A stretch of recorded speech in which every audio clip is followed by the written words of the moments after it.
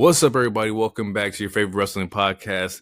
This is the Monday Night Wave, and we are now in episode 17 of them things. You know what I'm talking about? 17 locks, 17 grabs, 17 headlocks, headbutts, choke slams, and power bombs. We got them things locked and loaded. I go by your host, Jay, or co-host Jay, a.k.a. Loner Beast, a.k.a. your babyface's babyface, the one and only. And without further ado, once again, we're going to pass it off to my tag team partner with this tag. Here we go. Bam. Take it away from here. Man, thank you so much. And damn it, my host, because you are the host. He is being so humble, and that's why he's such a baby face. He is the host, ladies and gentlemen. We're talking about Lona. But as far as who I am your mother's favorite co-host. Like, she literally goes to the bathroom and hides from the family just to listen to this audible chocolate, which is my voice. But dead ass, that was true. I am the king of gorgeous. I am the wild card. I am Mr. Sexy Ass Lottery. I am Hero, the co-host with the most. That's not original, but it's me. I'm here. And Loner Tonga, yeah.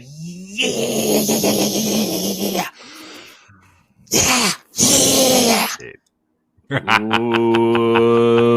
do you want to pot about? It's a great day to pot about wrestling, man. Let's talk about these graps, these raps. Let's talk about these shows that we got lined up. Jam-packed. It was a great week for fucking wrestling. We got a lot to talk about here. Yep. But before we get into that, we got a question. This week's question of the week. We haven't done these in a while, but this one was kind of interesting. If you could bring back any retired wrestler for one match, who would it be and who would it be against? Word. Mind you, I got a couple. So. Okay. I'll go first because I literally only have one unless you answer... depending on this question I'm about to ask, which my question was, when you say retired, you mean alive and retired, or could I bring back someone from the dead? It's tough. I was going more so retired and alive. Okay, that's fine. I just want to be respectful, you know. Right? That could be a whole other question or a whole separate question. Wrestlers that passed that you would love to see wrestle someone in a modern day. That would be a whole other question. Yeah. Maybe not episode 18. You guys got to wait for it when we bring it up. Okay, cool. So I'll go first real quick. Because there's only one that really, truly came to my mind. And okay, real quick, another question. Is it them just coming out of retirement? I'm assuming it's just them like, oh, they're retired. They come back for a match similar to what Stone Cold did a couple Manias ago. No. This is Prime versus Prime. Oh, best version versus best version. All right, cool. Then mine's easy.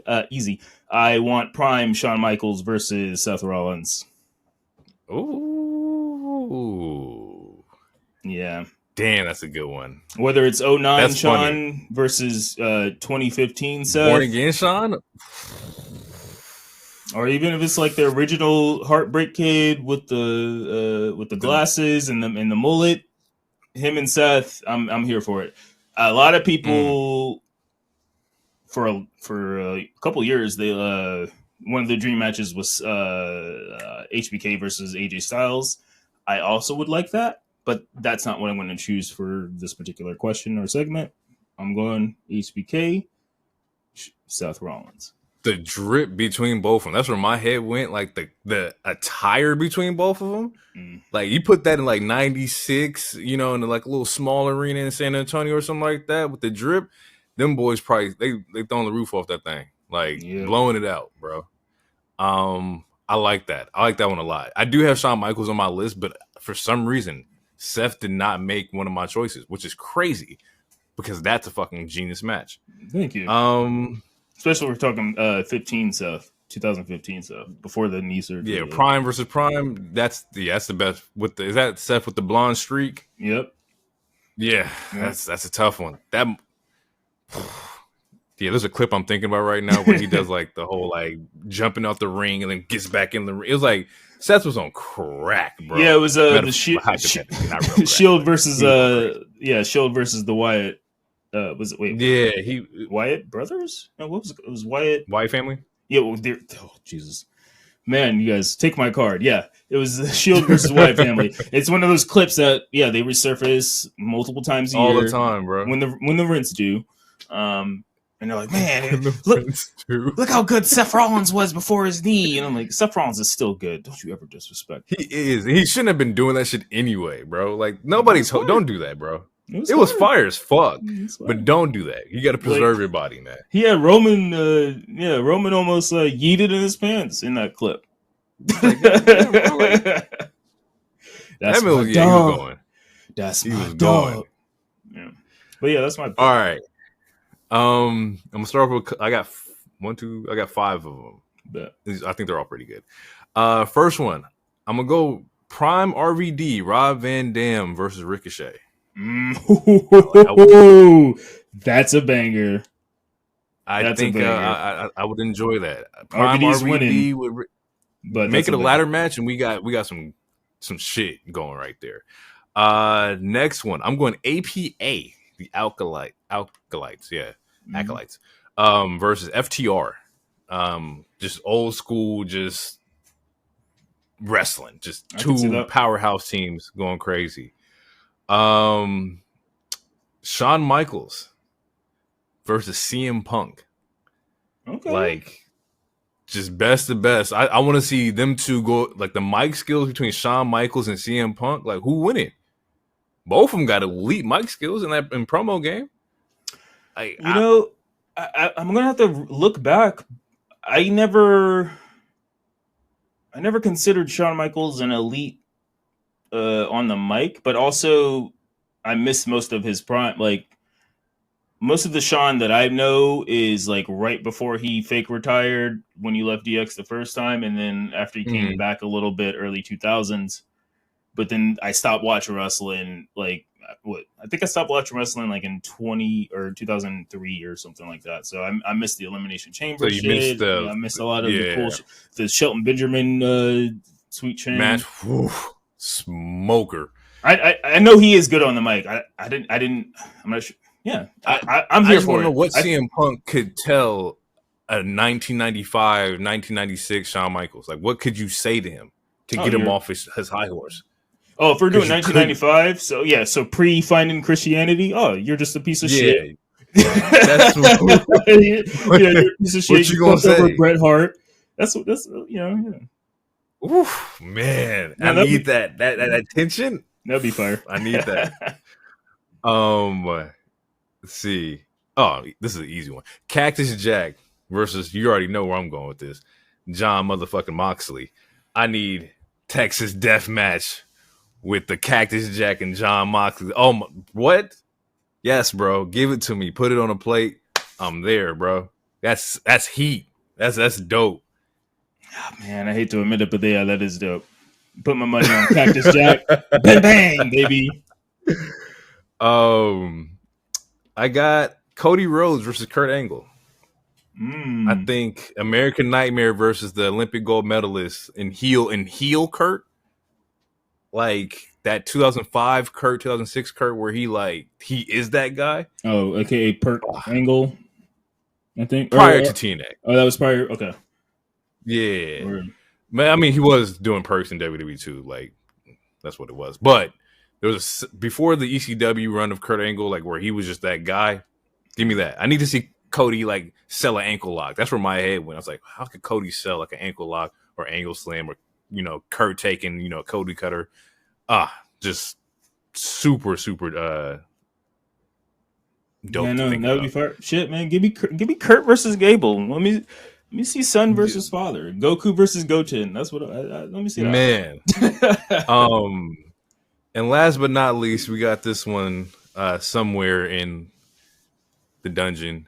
Bryan Danielson versus Bret Hart. Ooh. Man, yeah. Yeah. Yeah. Yeah. Yeah, that'd be fire. Give me that. That'd be fire. Yeah. That's one of those AEW matches to where it's like it's a dream match. I would love a story because I'm more story prone, but honestly, that's one of those matches where it doesn't really need that much of a story. I just want to see. Nah. I want to see some graps. But man, that would be a technical fucking match, bro. That's what I'm saying. This was one of my favorite questions. I really sat down and thought about these. I was like, man, these will be great fucking matches. Word. Yeah, no, that's fucking that's good. That's good. I'm here for it. Yeah. I want to see him. Oh, wait, real quick. I do have another one. I want Chris Jericho versus shit. That's right. He's not retired. We just want him to retire. It doesn't count, you guys. I'm sorry. My goodness. It doesn't count. Oh my god. It was funny doing this. I was trying to think of like what would be a good match for Kenny. Like who would I want to see Kenny go against? Angle. And I almost put it on the list. Michaels. See, I was thinking. I don't know if they mix, but I was thinking John. Like Cena versus Omega. Oh, dude, that would be fucking heat. That's like I was like cleaner Kenny, like heel Kenny versus prime time babyface John Cena.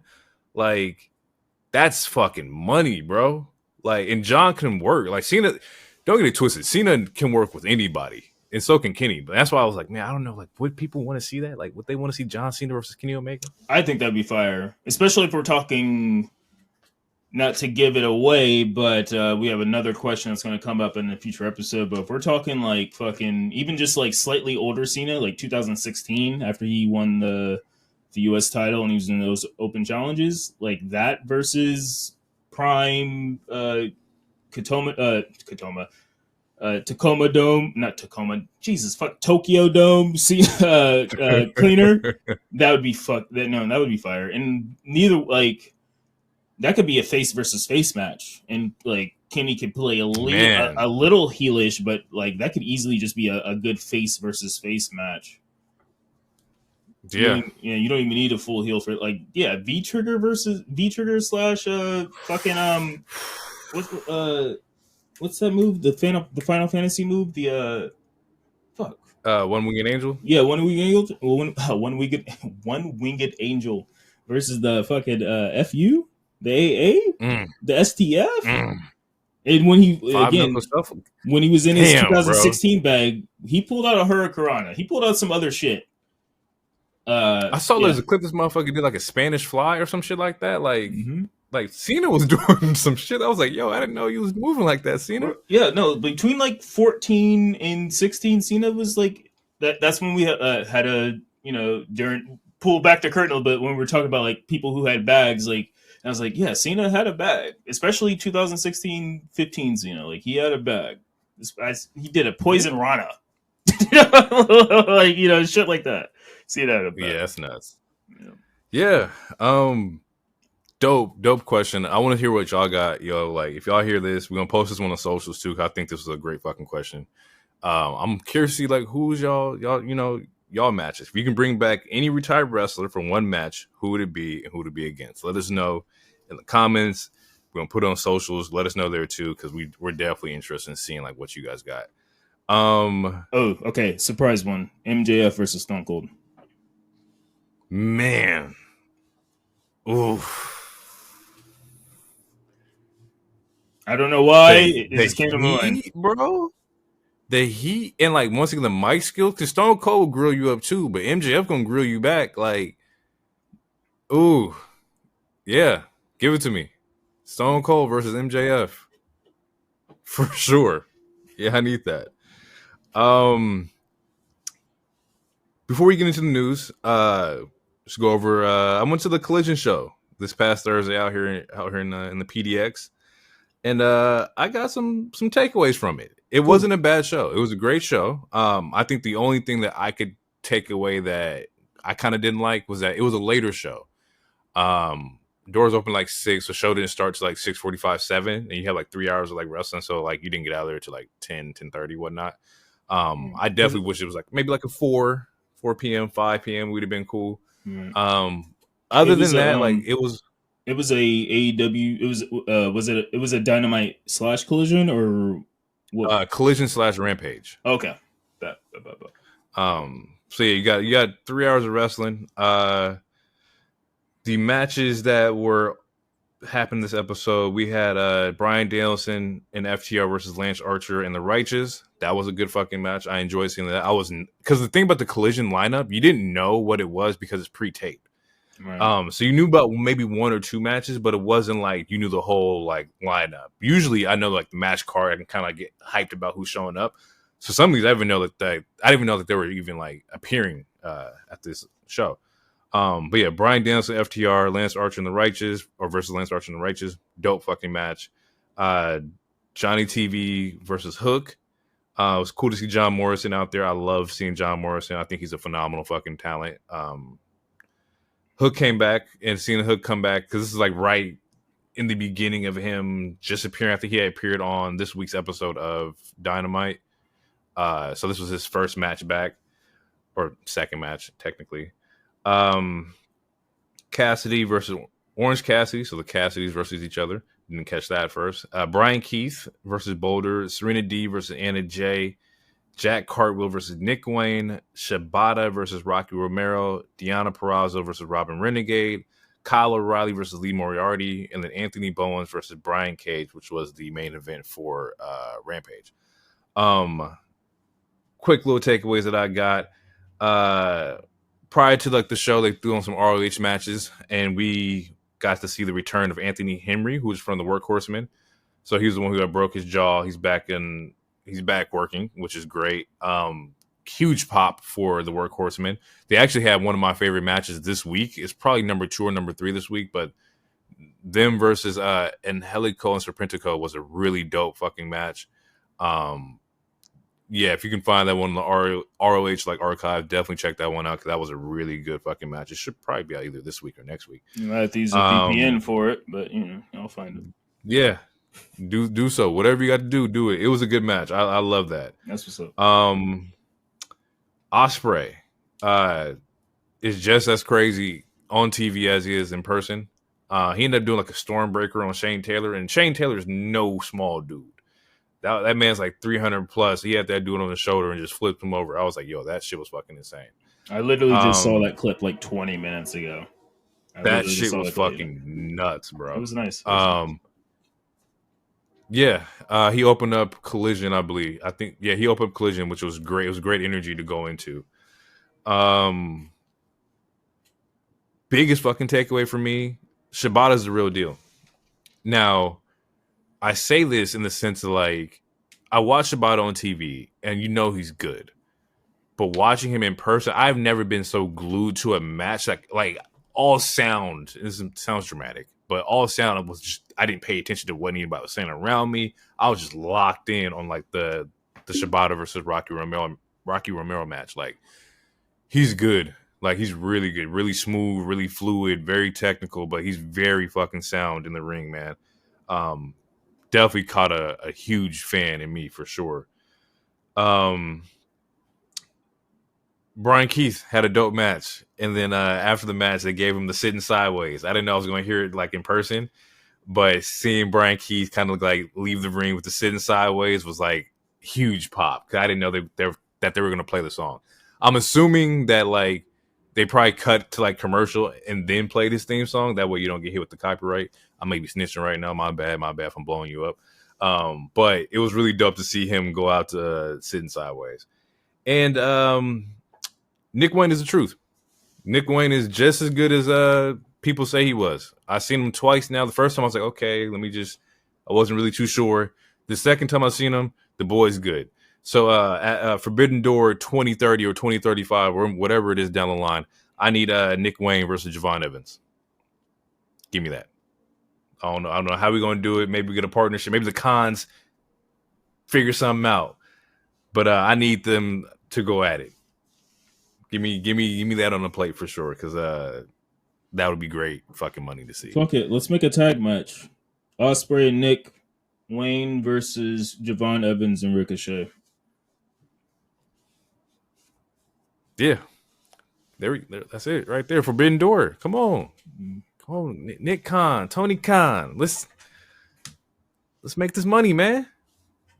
2035. Just get all your beef out now, and then like in 2030, y'all can like hug like Drake and Meek did. Yeah. Overall, I enjoyed the show. I think it was great. Pacing could have been a little bit better. It was definitely slower at times. And also both like all three shows have different feels to them. Yes.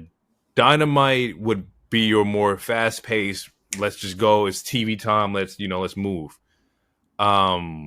Collision is your wrestler's show. That's where you're going to see the most like grabs and raps and all that holds and shit like that. Slower wrestling. Slower wrestling for sure on Collision, but still fast paced. But just not sprinting. It's more. I don't want to say technical, but I think it is. I think it's more technical wrestling happening on Collision. I'm pretty sure they did that by design because I remember like that was the whole thing with Punk and his show was Collision, and he wanted to have more wrestling on that show. Right? Yeah, it was not supposed to be quote unquote spot fest. All the buzz. And there wasn't a lot of spots, but it was really good fucking wrestling. Weird. And then Rampage is just a really weird spot because you get a little bit of both. You get some fast paced spot fest, and then you also get like real technical like wrestling as well. Rampage is kind of like their main event right now. Yeah. It replaced Dark. It did, and I miss Dark. By the way, I loved Dark and Dark Elevation. That was my favorite things to watch on YouTube because like I didn't have to be thoroughly invested, and I could just pop it on, like just go do the dishes or whatever, and just turn around and see like, oh, it's Willow having a squash match with somebody from a local like promotion and shit like that. Like AEW Dark and Dark Elevation was probably really honestly very important for my like fandom for AEW. Like if I didn't watch Dark and Dark Elevation, I don't know if I'd be that big of a fan. And it gave some of the talent that doesn't get Dynamite time chances to get reps. And also it was also like, and this was one of the things I disliked about Dark. So I would say it's a faux pas, but also it kind of made sense to where when they used to do the rankings, Dark was kind of like, if you need to rack up 5 quick ass wins so that when you're on Dynamite and you're challenging for a title, it makes sense because we're talking about wins and losses. Then like that's what Dark was for. Like when John Moxley finally got his like title shot versus Jericho, it was like all of a sudden if you're just watching Dynamite, he had like 1 win, and all of a sudden it's like 6 wins. What the fuck happened? It's because he's fighting on Dark. And that part was the negative part, but it was also the good part in the sense where it's like it helps with them building the story based off of these wins and losses, but it was also the negative part because it's like you have one of your biggest stars just doing a bunch of random squash matches on YouTube. There was pros and cons to it, but Dark and Dark Elevation actually like that's where you could see an Abaddon consistently, or you could see some of these other people and you didn't have to pay a random subscription to some shit, like because it was literally just on YouTube. So it was easier to see some of these people. Even with like some of the talent that needed tape to get to like WWE, they did some dark matches and Dark Elevation matches. And that's how that's what got their foot in the door for like, NXT and stuff like that. And even going overseas, if I'm not mistaken, I think, was it Bia that just got called up to SmackDown? She was who? No, who got called up to SmackDown? Blair got called up to SmackDown, and she did some matches on like AEW Dark and was on AEW for a little bit, and like then took that and went over to the UK and then came back and did NXT. Yeah, she's in NXT UK and then NXT, and then now she's finally. Yep. Yeah. And there was a couple people. More than a couple, but fucking Willow. Like I saw Willow on Dark. I saw her literally ground zero, no contract, wrestling on AEW Dark to now Willow is TNT champion or TBS champion. And to be honest, like that's what makes me so happy about Willow is that I witnessed the starter from the bottom. I seen you get your reps in and seeing you like, okay, she's good, but like, she's a little rough. She has to work on, certain move sets and mic skills and, you know, selling and shit like that, and to see where she's at now, like, I'm probably one of the biggest Willow fans possible. You can never see me say anything crazy about Willow because Willow's fucking great. And just to piggyback off what you're saying, this is why when people shit on NXT and shit, it doesn't make any sense. Because what you just said is that you saw her on Dark, literally just a YouTube show, and since then you've seen her growth into where she's a champion on the main show, and she's on the TV frequently. It's very similar to when NXT 2.0 started. And we see a Braun, we see a Carmelo, we see a Tiffany Stratton, and they look green as fuck. They look new as shit. And now all three of those people, they're all on main shows now. And in fucking Tiffany, Tiffany and Braun, they only been wrestling for 3 years or so. It helps. As much as people hate to admit it, it doesn't matter what the promotion is. It helps to have an area to where people can get reps, especially if you don't do house shows consistently and shit like that. It helps to have a quote-unquote PC. Like Dark and Dark Elevation actually really did help some of these talent. I'll go a step forward. It helps to have it taped and filmed. So you can see like, oh, the crowd didn't really react to that. Yeah. Maybe I should work on that. Maybe I should do a different taunt. Like, what can I do to make the crowd pop and whatnot? Because I would assume that as a wrestler, one of the biggest things that you want is crowd interaction, whether that's like cheering or booing. You don't want a silent crowd. A silent crowd means that nothing is like working, and that's not what you want in the business, I would assume. I don't know shit, but that's what I think. That, from all the interviews that we could ever look up, silent crowds and go away heat are probably the two worst kinds of shit. Like what Jericho has right now is go away heat. Like, it's not like, oh no, we're not booing him like how we boo Dom or whatever. No, like motherfuckers literally want him to go the fuck away. It's not the same as a Miz or early MJF or again like a Dominic. It's like, no, we need this nigga to go away. And then there's moments where it's like you come out, you hit the ramp, and no one makes a sound because you're not interested. Your music is ass, and we don't like you. Like, those are probably the two worst. Speaking of heat and boos and go away heat, at this show, Trent Beretta is getting booed out the fucking building. That man has heat, bro. And I was like, okay, I understand. Like, Trent, he's a heel right now. You're not supposed to like the heel. Nah, fuck that. Them people in Portland were like, fuck Trent Beretta. We don't fuck with him. He's getting booed out the goddamn building. And it felt good because I was like, damn, he's working. It works. He's living in what he wants, and that's to be the fucking bad guy. And then second, on Go Away Heat, there's a very interesting promo that happened on, I think it was either Rampage. It might have been Collision. A very interesting promo from a superstar I wanted to see. Mr. Scorpio Sky has a very learning tree kind of promotion. Sweet Christmas. Okay, I did not know about this, but I will say this though. This is the second or third time in our 17 episodes that we spoke some shit into existence, because it was literally it was either last episode or the episode before. I was like, Scorpio Sky is a name I haven't heard in like a year and a half, maybe 2 years. And then we had the moment where you asked, like, please give us a Malachi Black single match. And then we finally got one literally the week after. Haven't had one since, but we spoke it. We'll get one in next week, right? We'll get one next week. We'll get another one. Yeah.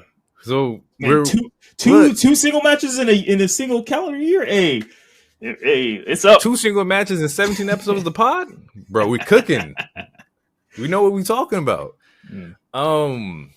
Yeah, he has a very learning tree promotion or promo.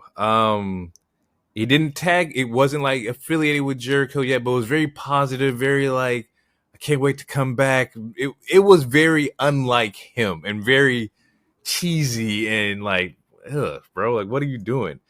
If Scorpio Sky becomes part of the learning tree, I'm in. I'm already like kind of half in because I think this is kind of interesting. The way Jericho's playing this angle, but if he brings in Scorpio Sky, I'm in. I'm out.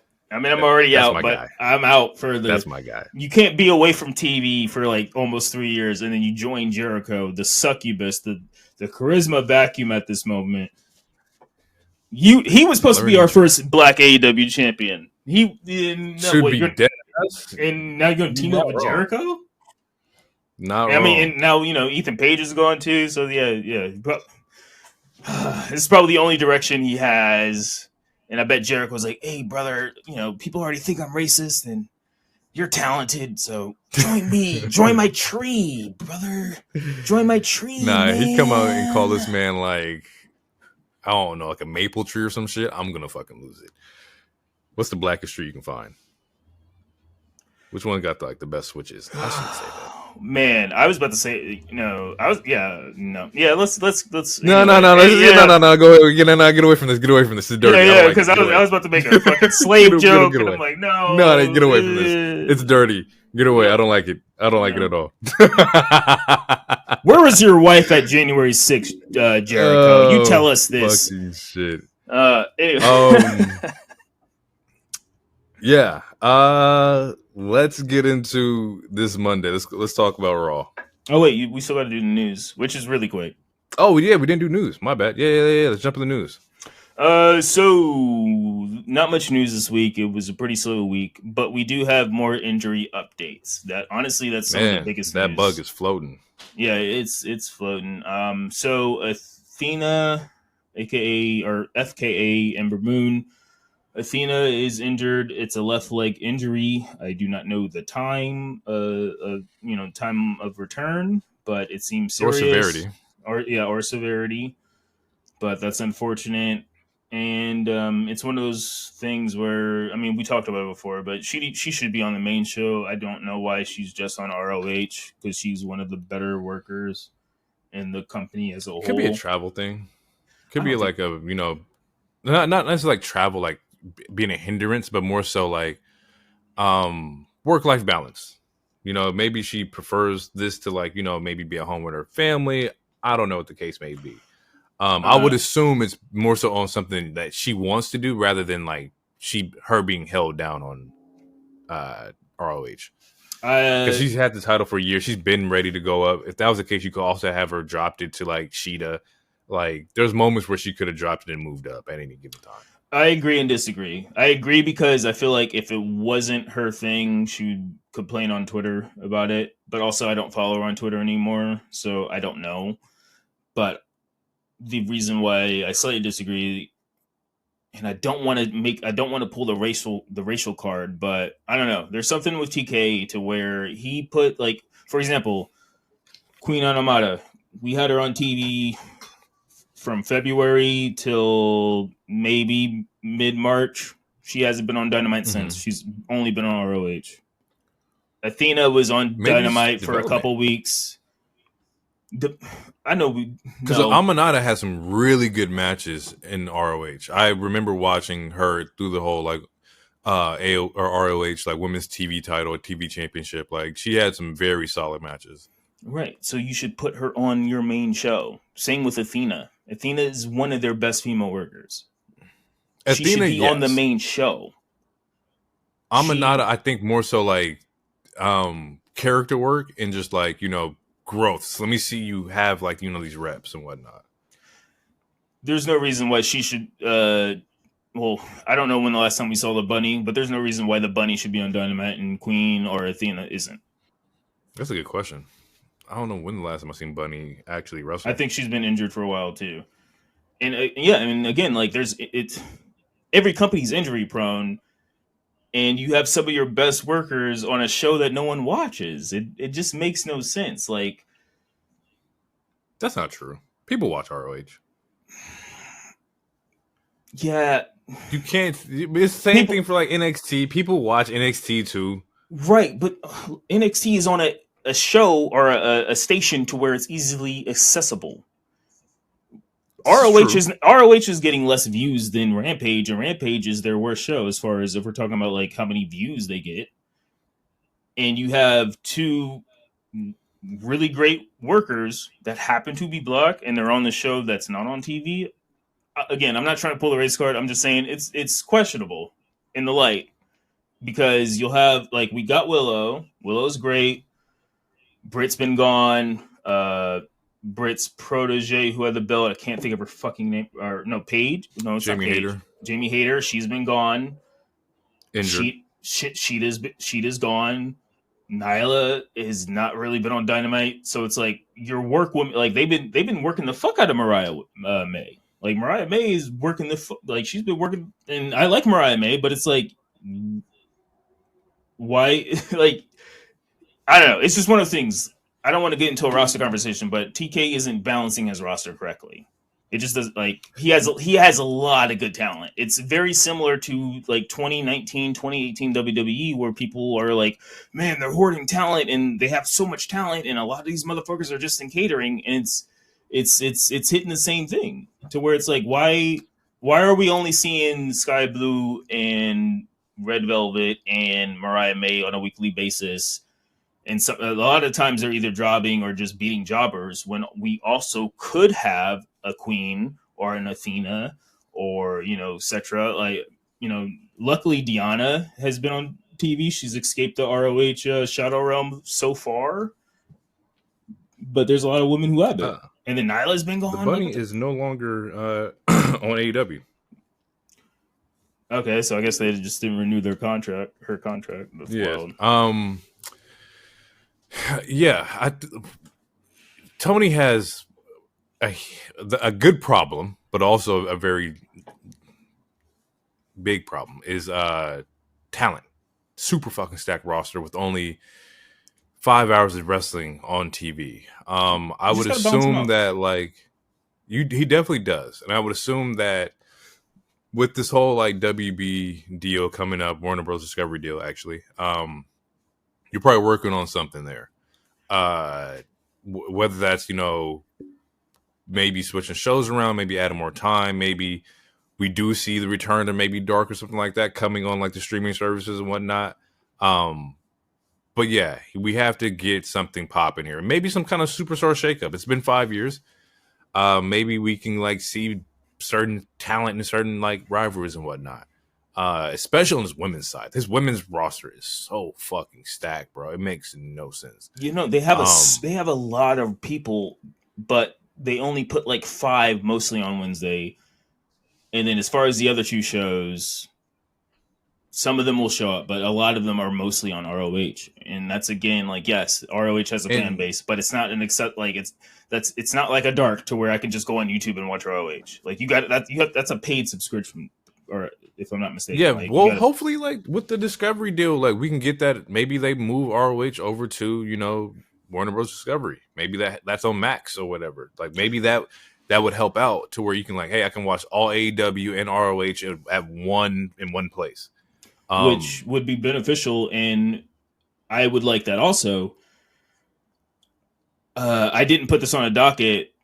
Because I didn't think we'd bring it up, but like honestly, this Warner Brother deal that's been in the wind for literally like 2 years now, it's to me it's looking scary in the light, and the reason why it's looking scary in the light is because we're talking about Warner Brothers, they're on the fence right now of re-signing NBA on TNT, and that has been one of their biggest money makers for like a couple decades now. So like they have not re-signed Chuck, Shaq, and them. If they don't re-sign... No. They were getting outbid on Shaq and them. It's not that they don't want them. They want to keep them. They're just getting outbid. They don't have the money that like, Amazon is shelling out. That's the thing with the Warner Bros. Deal is that it's not necessarily, we don't want to re-sign them. Like they're too much. Like, fuck no. They want to keep that. It's just they're getting outbid by the NBA rights. So like, whoever gets the NBA, let's say Amazon gets the NBA, that's completely separate from, the Shaq and Ernie and Chuck show. That's their own, that's a Warner Bros. Thing.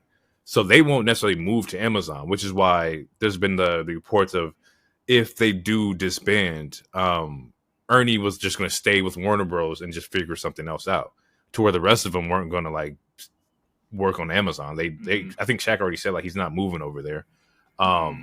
It's more so just a money thing. Like, you can't compete with Bezos like that. That's a different kind of pocket right there, and that's where they're kind of like running the issues in.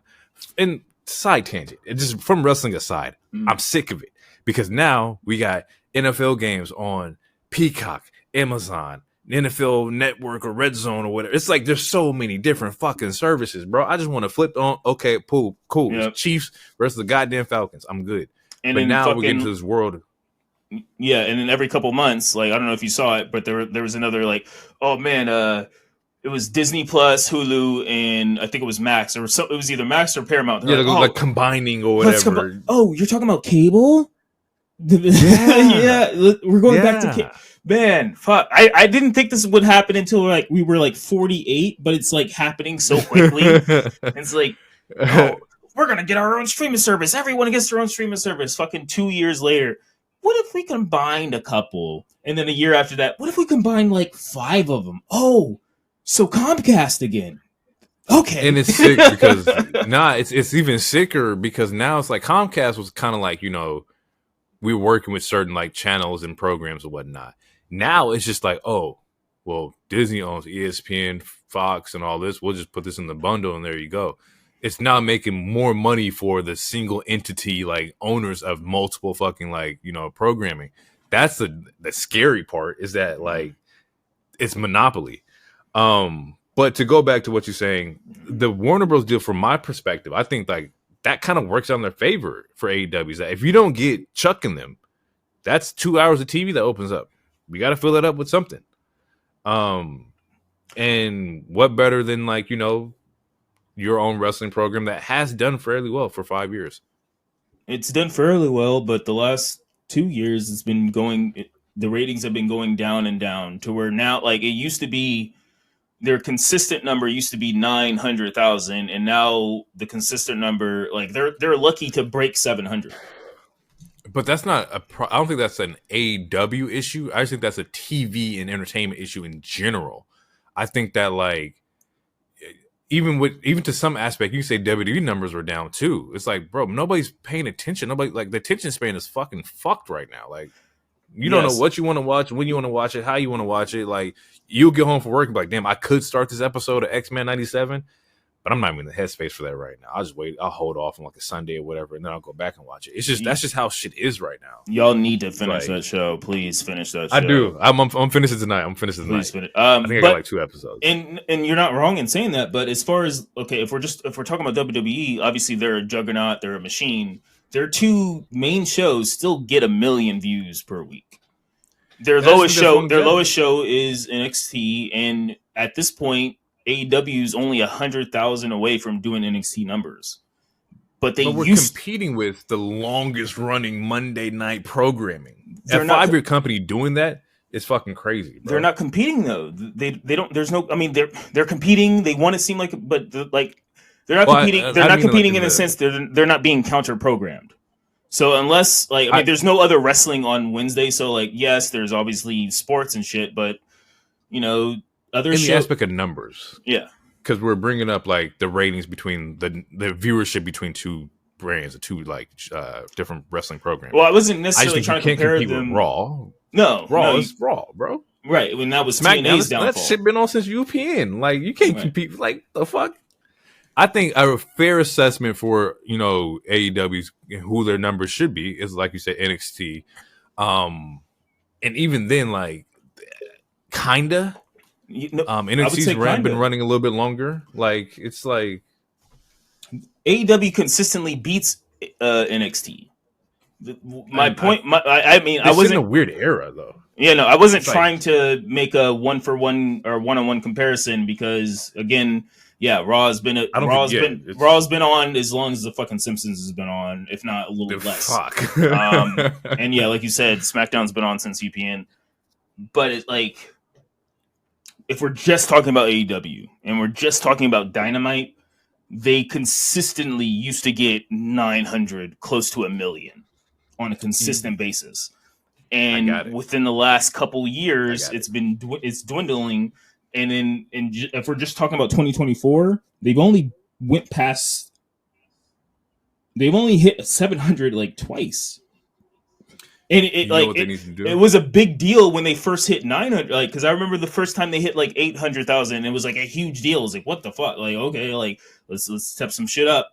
and and they did. They got Punk, all this other stuff. Like there was a point in time where they were beating the fuck out of WWE. They weren't beating them as far as like the million mark with Raw, but they were beating them in money, popularity. Like niggas was really fucking with this shit, especially after that one SummerSlam. Vince. Yeah, that like too. Vince truly ran WWE into the ground, which is what birthed my AEW like fandom. Because I was just tired of seeing Vince programming. But I think what AEW should do, and they kind of do it. I won't say better, but I will say very fucking. They might do a little bit better. Pay-per-views. They need to throw all in on WB or Warner Bros. Or Max or whatever and start doing your pay-per-views on Max. I think that's what's going to lure people in because those are their best shows. I think if you can get your best shows off of fucking Bleacher Report and or, somebody's VPN or whatever, Fight TV, whatever the case may be, and get that into like the American like household like immediately, you're good. It's like it's hard. Like nobody's getting Bleacher Report, bro. Like nobody wants to watch it on Bleacher Report. Honestly, I don't think you're wrong, but I think it's a double-edged sword. I think it's the pay-per-views, which is why they haven't found a streaming service yet, because that's where they're making most of their money. Like one of their biggest crutches is like anytime someone's like, "Oh, you're down in this area," they bring up, but Wembley.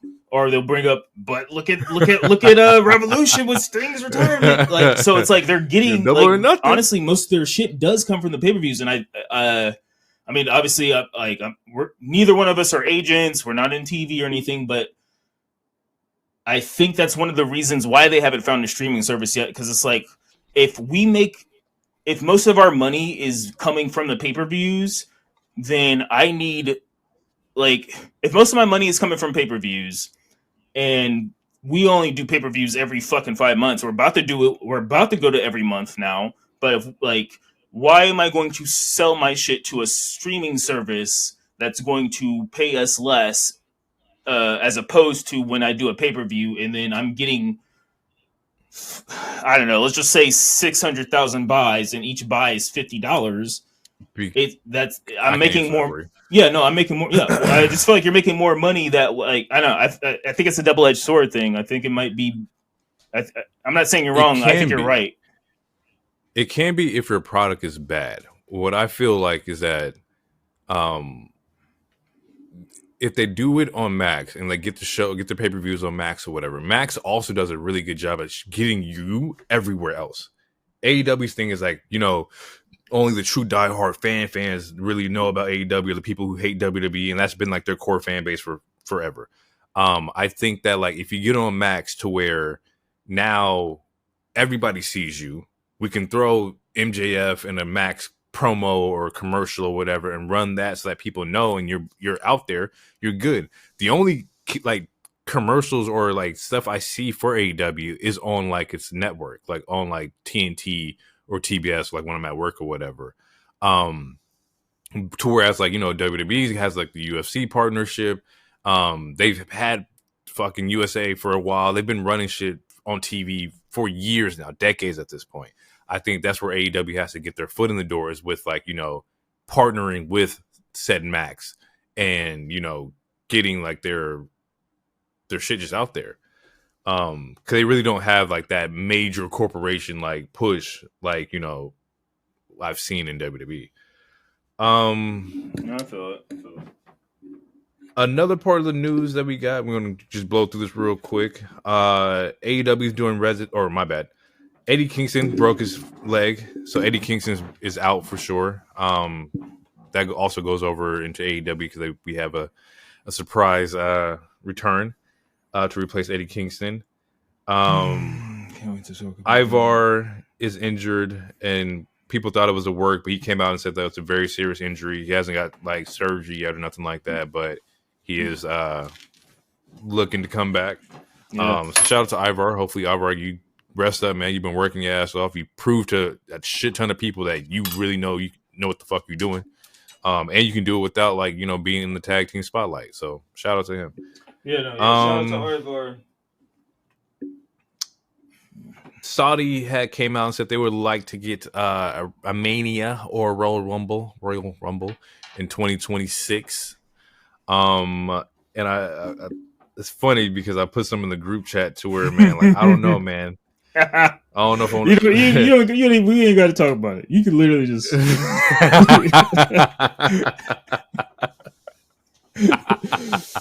I'm supposed to be the heel on this show. We ain't gonna even bring that.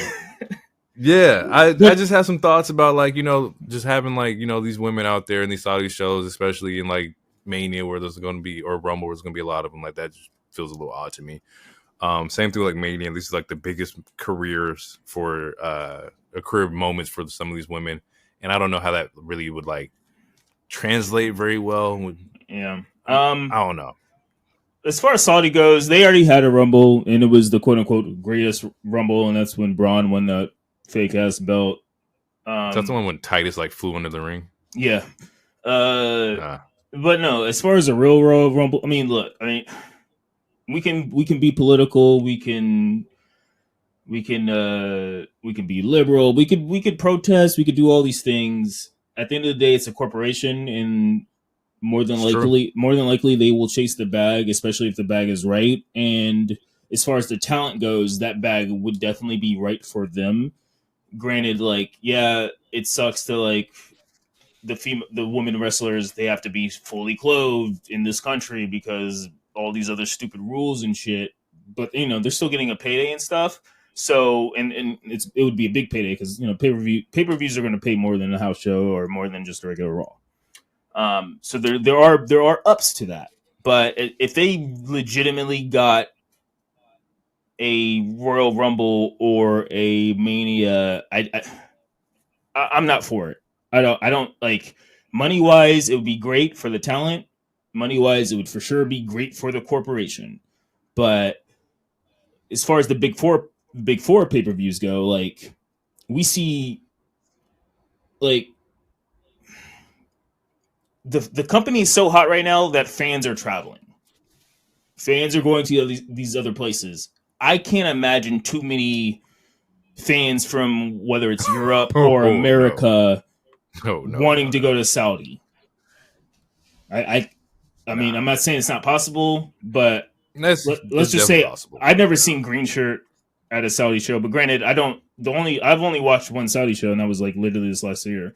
So, or the very last one. I don't really watch the Saudi shows like that. But I can't imagine green shirt or Trinidad man being there. You know, I can't imagine some of the like, you know, someone like Stephanie Hypes in the women's wrestling community, journalist stuff, being able to, or I wouldn't say being able, but traveling there and being super comfortable. Maybe she could. She has a pool. She's a great talent. But I don't know. I just feel like it. I don't know. That's something you should wait until maybe 2030. Maybe when women have more rights there. Like, they just started being able to drive like 4 years ago. You know, so maybe we should wait a little longer until we give them a big show, such as a Mania.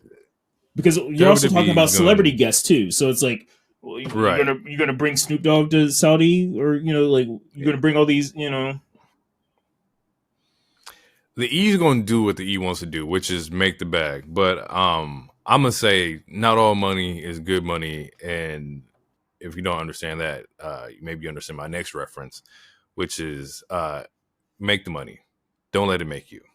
Shout out to Players Club. We now are going to get into our weekly recap, people. It is time to get into Monday Night Raw.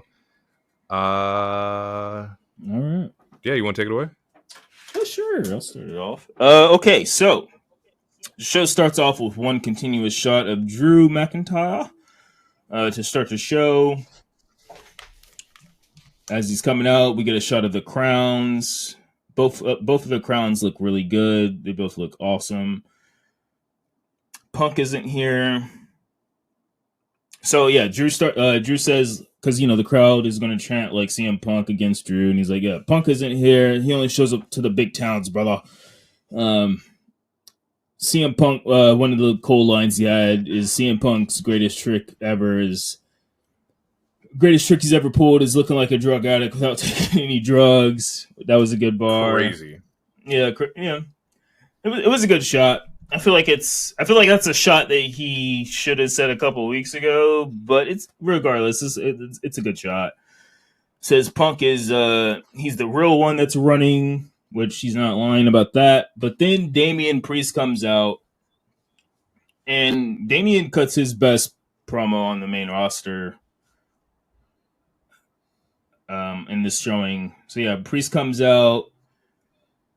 He comes out after Drew calls him a paper champion, which is similar. Champion. Yeah, which is similar to him calling him a transitional champion. It's just like, he's the champ for now. He's the champ because they had a briefcase and they had to use it.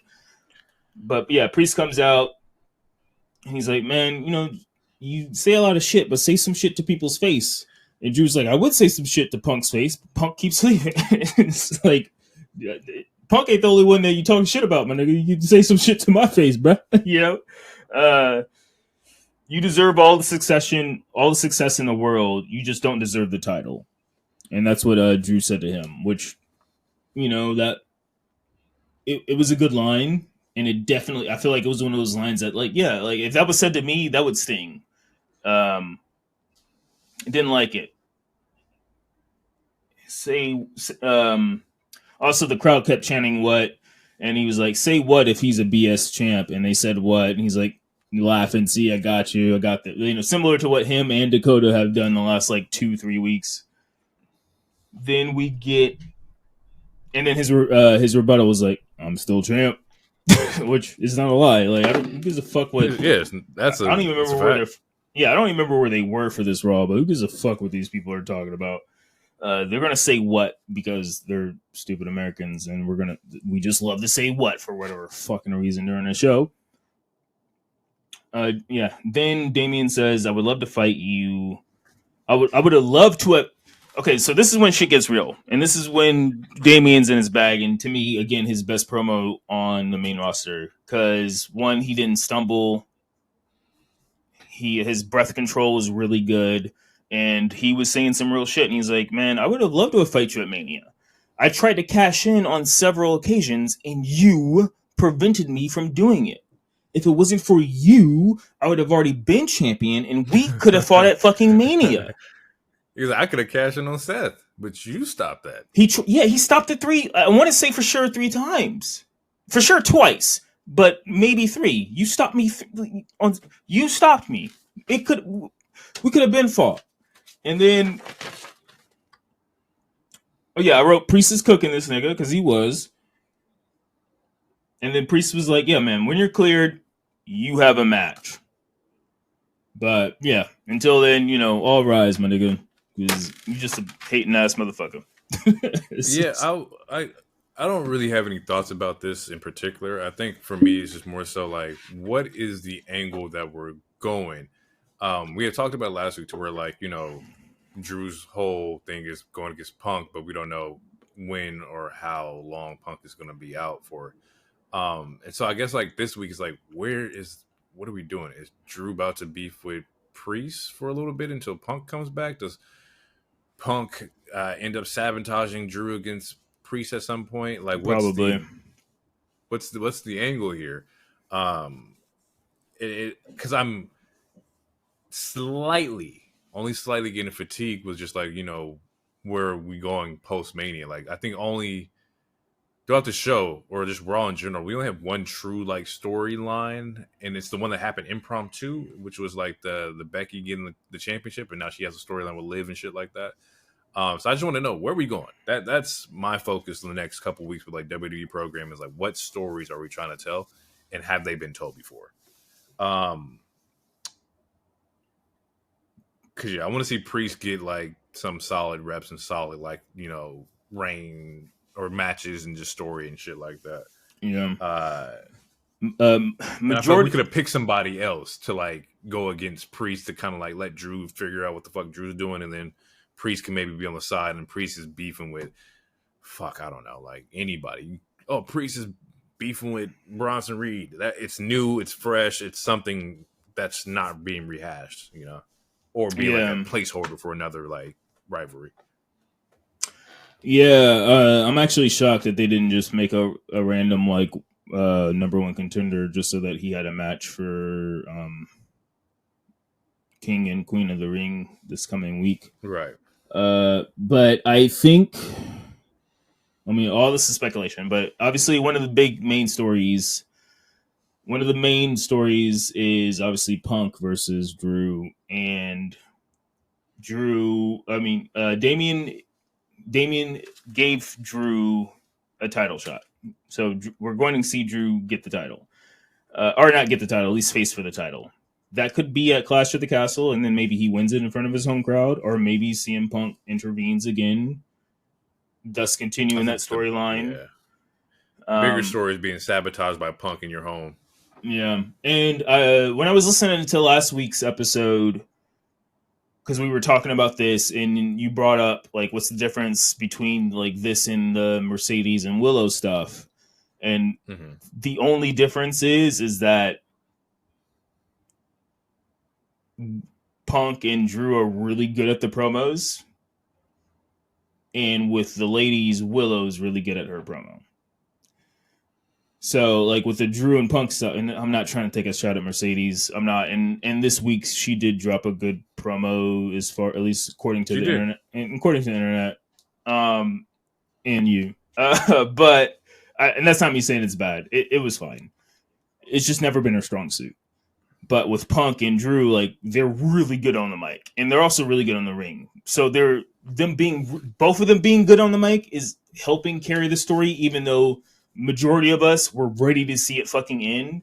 But they're both so good to where it's like, okay, you bought another week of my intrigue. To where, for me at least, with the Mercedes and Willow thing, it's like, I'm ready for Willow to just beat her ass or to lose this match at this point. Because to me, both of their promo, like, it's not a good back and forth promo wise as much, but I still have the same fatigue to where it's like, I just want you guys to touch at this point. I need you guys to touch. Yeah. And you are correct in the sense that, like, you know, Punk is really good at, like, I can't wrestle, but I can still be very active as far as, like, you know, these promos, because promos are great. And that's what, like, really, like, kind of distracts you a little bit, is that, like, man, like, his promos, this is great in-ring shit. And then you snap back to reality, like, this motherfucker ain't nowhere near close to wrestling yet. And I don't think we should give one more flack than the other because of the promo. Because at the end of the day, it's like, it's just wrestling. If you've been giving me this since, you know, January, and Mercedes came back in March, and she's about to wrestle next week in May, I do have the right as a consumer to be like, yo, what the fuck, bro? Like, January to May, we still ain't seen no Punk and Drew in the ring. And you're like, oh, just hold on, wait a little bit. You know, in June, it might happen in June and whatnot. But it's like, hey, man, time is, you know, I'm invested in this story. Like, stop fucking with me and my, you know, my shit, yo. No, and you're absolutely correct. We could have had something else. Yeah, no, I'm not. Again, you know, you're absolutely correct. I'm not trying to, like, give the men more leniency. The only caveat or quote unquote leniency I'm giving is that they're both really, really good on the mic versus they are.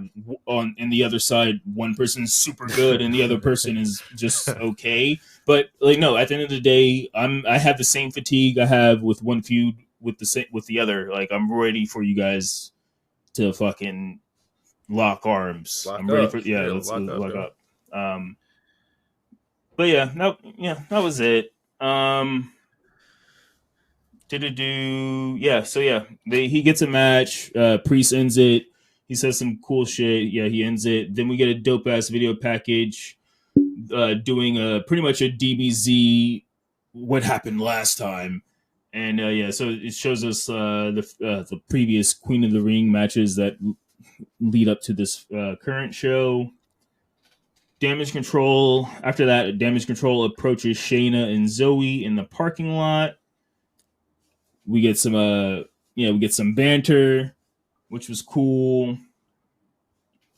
And then that fast forwards to the match that starts, which is Io versus Shayna. And as Io's coming out, like, she's looking at the crowd, she's hyping up the crowd. It looks like, you know, she's like, I really want this shit. I need this shit for my entrance. It's gonna swag it out. The way she gave attention to the crowd made it seem even more important. compared to the previous week or so, which was cool. How did you feel about it? Or did you have any feeling? Nah. As far as like this match and this like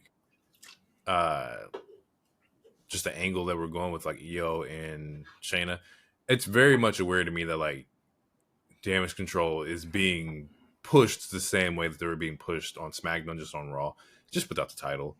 And I still want something a little bit more. Like right now, we're just swapping shows. We're just doing the same shit just on over here. So I want to see like, I don't know, something else, like something different. That I feel we shouldn't have the same like. I think it's still early because the draft just ended. But I do feel what you're saying. Is that like we're doing the same roles and gimmicks and kind of like the same overall like angles that we were doing pre-Mania. You know, like Damage Control is causing chaos. They're gonna wreck shit. They're gonna get really far in the Queen of the Ring. I don't think they're gonna win Queen of the Ring, but they're just doing their job as far as like causing chaos. Like, what else can we do? You know, you just lost the title. What's your stake into like? I want to be reintegrated into like that main picture. Is that Io looking at Damage Control like, damn, bro, like we got to step it up over here. Like, what is it? Like, let me see something. I think we get that with Dakota because Dakota's definitely took up like a lot of more like space now. After Bayley left and like, you know, Io's not being the mouthpiece of the group. It's now very much so that Dakota is the leader of Damage Control. Like she's running that shit. I want to say it was last week. She did state that like what Damage Control's aspirations were. They want to get right now. They're focused on at least one of them winning the Queen of the Ring, which that was last week. So yeah, Dakota's out. So only Io's in. But they did state that they want those tag titles back at some point. I do understand what you're saying. Like, it feels like they're kind of doing the same stuff. My retort is that it's a faction, it's a gang. So just because they switch shows doesn't mean like the way that they handle shit is going to be different. If that makes any sense, like in AEW, like you know, a faction like the Elite are still the Elite. Like it doesn't matter if the Elite are on Rampage, Collision, or Dynamite. It's like they're there to be the heel assholes, and Damage Control are the heel assholes. So now they're on Raw. So their goal is to take over the women's division as a gang. And at this point, they got to work up because none of them have titles. So now they got to work up from the ground up, as they did 2 years ago when they first debuted. I would say the difference with like Damage Control, unless like the Elite or like a BCC, is that like they all have their own individual aspirations while they're in the group as well. So like, for example, Mox can go out and go get the IWGP and like do his thing. Daniel could go over and have a banger match with Will Ospreay, like, but we're still Blackpool Combat Club. That's kind of what I mean as far as like, you know, just the individualness of like, yeah, we're a group and we're a faction, but we also want to do great things and build ourselves up, you know, like it just doesn't feel like that. Like it just feels like everything Damage Control is, oh, you solo? Jump them. Like that's what I feel like everything is like that. Instead of like, yo, like watch out, let me go and just take care of this because I can do that. And we can still be bad motherfuckers and do that shit. I have a counter argument, but I want to keep the show rolling because I feel like, okay. I want to. Oh, well, okay, real quick. Okay, so I understand what you're saying with BCC. The counter to that is that sometimes it could be a hindrance because it's like when we talked about it last week, Danielson got injured with the Ospreay match. Now all of a sudden he's Team AEW, and that's fine. But there's no storytelling. Like there hasn't been a backstage segment where like BCC is like all talking to each other and it's like, what do you do? Like, okay, like similar to like when Dom invites motherfuckers into the clubhouse. They all talk about it. Nigga, why you keep inviting this person to the clubhouse? Why do you keep doing your own thing? Talk to us when you do your own thing. Like there's a story thread with it. With BCC, like there's random moments where Claudio's doing his own shit. He'll have a match. No one will be on his like with him at ringside. So whether he loses or not, it is what it is. or Moxley will have a match. He'll win the fucking main championship of Japan, but like Danielson and Claudio wasn't there to like congratulate him or like lift him up on their shoulders on some like Rudy shit. So there's pros and cons to it. I'm okay with that though. I actually enjoy that, but it's super random. I like the idea of like, and maybe because I'm just so conditioned to like WWE, where like anytime there's a faction like Evolution, like Triple H is never like rocking by himself. You always have Batista or Randy or Flair there next to him. Where it feels like DX and like, you know, it's X-Pac and Road Dogg and Billy Gunn. Like they're always there at ringside, but we're still a group and we still support each other. But just because we're not there doesn't mean we can't do that either. Like I like the idea of like we're a group and we're all fucking nice.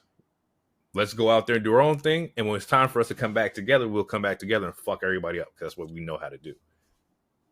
I agree with that. But that's, to me, that's why I like Judgment Day more. Because with Judgment Day, they do that same thing, but at least there's a thread to it. Like Dom did his own thing multiple times without talking to the group, but at least like it was part of the story to where it's like next week is like, yo, why did you tell me you were going to do some shit with Santos? Talk to the group. But with BCC, it's just like, oh, this nigga had a match. That's what's up. And then now we just move on to the next thing. It's like, it's not it doesn't feel continuous. I don't want to get. Well, then how does that work with like JD though? Because like JD's matches is like, he probably has some of the most matches in Judgment Day as of right now. Like weekly, JD is doing something. Yeah, no, as of right now, always losing like his matches. And this is not talking about, we all know wins and losses scripted, people. We know that. But it's just more so like, when are we going to see like Judgment Day help out JD and like, yo, JD get this win? It's always like, you're going to take care of him tonight, right? Yeah, man, I got you. JD loses. Okay. Well, next week the promo is, whoa, you didn't get it done. I promise you this week I'm going to get it done. Okay, you got one more chance against Bronson Reed. You know, damn well he's not going to get it done against Bronson Reed. Get smacked next week, it's the same thing. It's regurgitated, it's recycled. It's like, I want to see like, you know, hey, JD, we got you. It's been rough. We're going to help you get one. Every fucking week, JD is getting his ass handed to him, called a Cleon head, Funko Pop head. And it's just like, all right, guys, where I jump in next? Like, nah, man, like, yes, Dom is killing Judgment Day. He's been doing his own thing. Rhea is probably the leader of Judgment Day. Priest is on top. Finn. He's always going to be great. But, like, you know, with JD, it's like, oh, you're just here to, you know, take the L's and we're going to put you against our ops.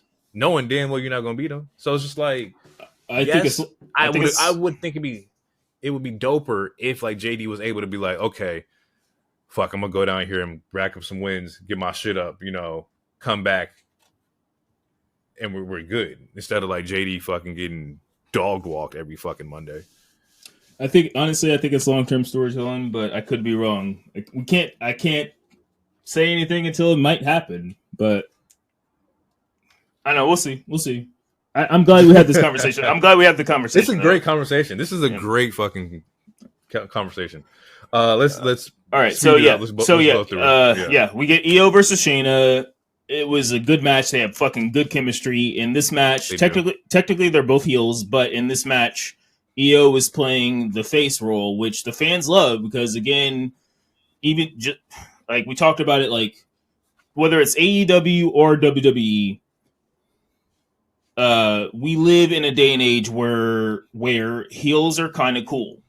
Like people like the bad guys, especially if they actually have a sympathetic route or some shit like that. Like people really wanted to cheer Io this whole time, but you know, she was an asshole to like Bayley and shit, so that's why we're booing her. But now she's facing another heel who we like less than Io. So like, yeah, so she played the face role. She was getting fucking cheers. And again, yeah, they had good ass chemistry. This was a fucking great ass match to me. Or, I mean, maybe great is a strong word. It was a really fucking good match. It was a solid opening match of a show. There's a moment where Io does an awesome ass pin that turns into she does a pin, but Shayna reverses it into a Kubota clutch. That was fucking fire. I mean, yeah, even the crowd was getting "This is awesome" chants. And the only other fucking the only other spot that I wrote down was pretty much the moonsault, the thing that sets up the moonsault, and Io wins, and then Io cuts a Japanese promo afterwards. But yeah, man, I don't know. Solid ass women's match. These two were great. I'm a huge Shayna fan. I'm a huge fucking Io fan. Absolutely. I love Shayna. I love Shayna Baszler. Yeah, and I love fucking Io Sky. Io Shirai. I will go on record I love both. and say that fucking Ronda fucked up Shayna's fucking push. I think Shayna was about to be on some shit, or should have been on some shit. Yeah. But I think with Ronda coming in, it's like, okay, we already have somebody who can do that, but it's Ronda. We got to give her the push. Shayna's fucking amazing. Fucking dope. Shayna's great, especially her NXT run. Shayna's great. Yeah. I fuck Submission magician. Mm-hmm. Come on now. But yeah, Io wins. She gets a promo. I needed the subtitles for it, but also I don't, because I'm here for it. She was talking some shit. I won't know until Twitter tells me what she said, but I knew she was spitting that shit. So it was dope. After that, we get a backstage segment with Carlito, who shaved his mustache, so he looks like 10 years younger, which is good. And yeah, it's another segment backstage with JD, to where he's essentially again like, man, look, we all agree that Ray's a selfish bastard, right? So like, let's just help each other out, type of thing. If the boys want to work, and essentially Priest is like, look, if the boys want to work with you, that's cool, but you don't belong here. And Carly was like, I get it. You don't trust me. I was like, no, I don't. And that sets up for some shit later. But it was a cool segment, and I like a transparent. I mean, yeah, Damien's still a heel, but he's still leaning towards. He's kind of in the middle, and I do think he is going to turn face. But no, I like the transparency. He's like, man, look, if these niggas want to help you, that's cool, but I still don't think you belong in this group. Yeah, I don't fuck with you, but my boys is my boys. They can do what they want to do. They can do what they want to do. And I think he says like, as long as you handle like your business, once again, it's like your handle business. Mm. So Priest is definitely separating his business from Judgment Day business. Right. Absolutely. And he has a reason to, because most of the time they get in the fucking way. So after that, we get a backstage segment with Gable, and he's berating Maxine. You blew your opportunity. Just cutting her down, being rude. Hey, don't talk to Taylor not so swift. Yeah. Bro, yeah. What, bro? It's like, yo, Sammy, or not Sammy, but fucking Chad is fucking crazy right now. He's on one. And this is my thing with this shit too, is that like, he's looking at like Otis, like, Otis, you're gonna go against, because Otis went against Sammy. Yeah, so at first, he was like, Tozawa, you're gonna go against Sammy. He's like, wait. No. Like, no, you're going to go against Bronson Reed. I need my number one guy to go against Sammy and, soften him up. We put fucking Tozawa against Bronson Reed, and we're like, yeah, this is good. What the fuck, man? And I swear to God, if you do that damn dance, what? I love it, man. What? If you do that damn, I swear to God, I love it. But yeah, he switches. He's berating the group. He hits that line to Ivy when Ivy was talking to Maxine. Essentially, like, yeah, you don't need to take this. You're a strong, independent woman. You don't need to take this from a man who's calling you nut shit. And then she leaves. And then fucking Gable's like, yeah, don't talk to Taylor not so swift. Come on now. If you want some advice, my nigga, mind your business. That's my advice. Shit, mind your business. And so that sets up later, and then we get another DBZ recap. Last time on Dragon Ball Z, for the King of the Ring. So we see some King of the Ring highlights. Then we get another Kofi promo after that, which we get. So yeah, it's Kofi cutting a promo against Gunther, essentially. It's a backstage promo. And Xavier also speaks, which we see him on his crutches. It's not a real injury. It's a work injury for sure. But, I understand what they're doing and the story of it, which is cool.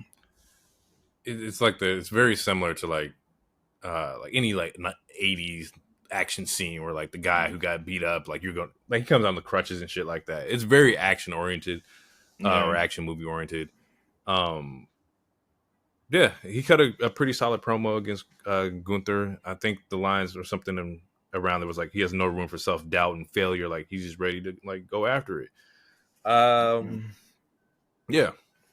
After that we get Samantha in the ring, and we have a guest appearance from Lillian Garcia, one of the original OG GOAT announcers as far as in the female category. Yeah, I grew up on Lillian LG. She's fucking amazing. It turns out that it was a random spur of the moment type of thing. She was in town. She decided to say hi, and Triple was like, "What if we just put you on the show? Just have you on the show." And he's like, "Okay." And that was so that was a cool moment because we get a moment. It wasn't. I mean, you could label it a passing of a torch moment kind of thing, where we get Samantha. She brings out Lillian. She gives her a huge induction, and then Lillian thanks her and like, "I love you," all this other stuff, and that's not on top of what's been on social media as far as like what they Instagrammed and tweeted each other and about each other. But Samantha gives Lillian the opportunity to present one of the people for the next falling match. Lillian, and that was the dope part. Yeah, that was the dope part because if you want to go get into your fucking what do you call it? I don't know. Your essay bag or whatever, your fan theorizing bag. Essentially, Lillian announces Kofi, which is from her genre. Like she was working when Kofi came out, and then Samantha brings out Gunther, which was so it was dope. So that shit was dope. It was cool. And Lillian hasn't missed a fucking beat. She's great on the fucking mic. Yeah, awesome. It looks amazing. Like haven't aged. Like you still look the same. Like she still looks the fucking same since she last was on WWE TV. I don't know if she still has a podcast, but she used to have a podcast. It was one of the first podcasts that I listened to when I actually got into like listening to podcasts around 2018 or so. It was really good, and it was good to see her. And it's good to see that now in this new regime they're renewing they're renewing ties that kind of left on bad terms based on the old regime, but it's not people who left on bad terms in the sense that they done something fucking wrong. It's just like, oh, the upper management, Vince or whoever the fuck was just, they fucked you over or whatever. But it's a new regime. Come back. Do something. Say hi on the show. Because it could have easily have been like she was there backstage. She just said hi, whatever. But Triple H personally asked her, is like, since you're here, let's get you on camera real quick. Let's give you like there was no like he didn't, whether it was Triple H, Nick Khan, whoever the fuck, they didn't have to do that, and I think it's really cool that they did. Yeah, if I'm looking at this, or not looking, but the way I see it is that like Triple H is being more available. Like he's going out and meeting people and shaking hands, like to talent and former talent alike, to where like in the VKM regime, he was always behind a door. You couldn't get meetings with them. Like people can talk to him, to where now like it seems like Triple H is very more like approachable. He's available. That's what I'm looking for. He's more available than VKM was. Yeah, it doesn't. It feels like you're. This might not be run a company. Well, that too, and this might not be a good example, but it's like, for me, like there's certain people like you'll ask your dad a question before you ask your mom, or vice versa, just because how they're going to answer, like how you can predict everything they're going to say. Where it's I don't know if you ever had the moment as when you're a kid, you want your friend or cousin to sleep over. It's like, man, ask my mom for me, or some shit like that. It's like Triple H is more approachable. He'll listen to you, and that's not to say, because there's plenty of accounts where people are like, Vince will listen to you. He'll probably shut your shit down 9 times out of 10, but he'll at least hear you out. Where Triple H is like, he'll hear you out.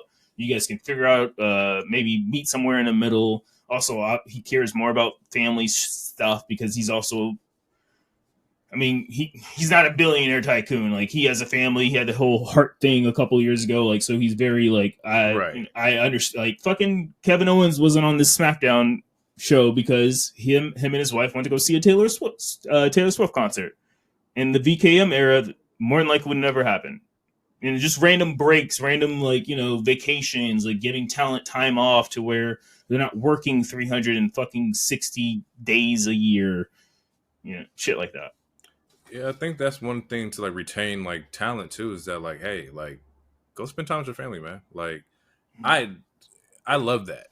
I think, like, I don't know if I mentioned it here on the pod, but there's like clips of like Roman out like at Disneyland with his family and shit like that. Like, yes, bro, go do that shit. Like, you are Roman Reigns to the WWE world, but before all that, like, you are, you know, dad and husband. Like, take a break. Yeah, the business will be fine. We're gonna run this shit. We've always been. You're good to go, man. Yeah, because that's the kind of shit that like leaves you drained, bro. Like, I can only imagine being a wrestler to where you're only home maybe a day and a half, you know, 4 weeks out the month. Like, live out of suitcase 24/7, living out of suitcase, never know home cooked meals, none of that shit, bro. Like, missing birthdays, bro, let me go home. missing all sorts of shit. You know, take that time, man. That's for everybody. That's for you who work at, you know, Fred Meyer's. Like, take that time, bro. Like, go enjoy yourself. Enjoy yourself and your family. Yeah. So before the match starts, we get a backstage segment with Miz, Truth, and Pierce. They're talking about number one contendership because Miz thought Truth was setting up some bullshit again. And it turns out, like, no, actually, Truth and Pierce are having a legit conversation just to set up for a number one contenders match, which we'll see later. During that, Kiana James has an on-screen appearance, just letting Pierce know, like, yo, I'm here. I want to show you why I'm the number 1%. Pierce is, you know, receptive to it, so hopefully we see her in her first match soon. She does say a word. I didn't write the word down because I don't remember, but she says a word that Truth thinks was dirty, and it wasn't. Adjudicate. He's like, can she say that on TV? Is that PG? Some shit like that. But all right, so let's get to the match because honestly, this might be. I think this is my match of the week. I think. Kofi and Gunther was heat. It was heat. Kofi wastes no time. He attacks Gunther like straight up. It was a really good showing. Kofi goes after the knee, so yeah, he works the knee this match, and this was it's not a heel Kofi, but it was, again, like, it was one of those babyface ruthless moments where it's like, you injured my friend, I'm going to be aggressive, but it's not heel aggressive. It's good guy aggressive because you hurt a friend type of, you know, aggression. This shit reminded me of like what could have been had you gave Kofi a proper match against Brock. Because I think like the shit back then was that he couldn't work somebody that size. Pause. That sounds crazy. But it's like, yeah, he could.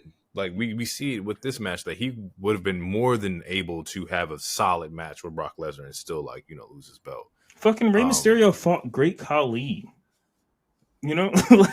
Vince was tripping, bro. He was tripping. That could have easily been a fucking, like, they could have gave us 5 minutes. It didn't have to be fucking 30 seconds. I don't want to hear that bullshit. Nah. But it was just like, it just showed like we got to see Kofi in the light of like what it looks like to be a babyface, be aggressive, to go in, to have a focus to where like he's working on the leg. But then Gunther's working on the back to match. Like, you know, just having that kind of like storytelling like in the ring was very much so a possibility with, you know, Brock.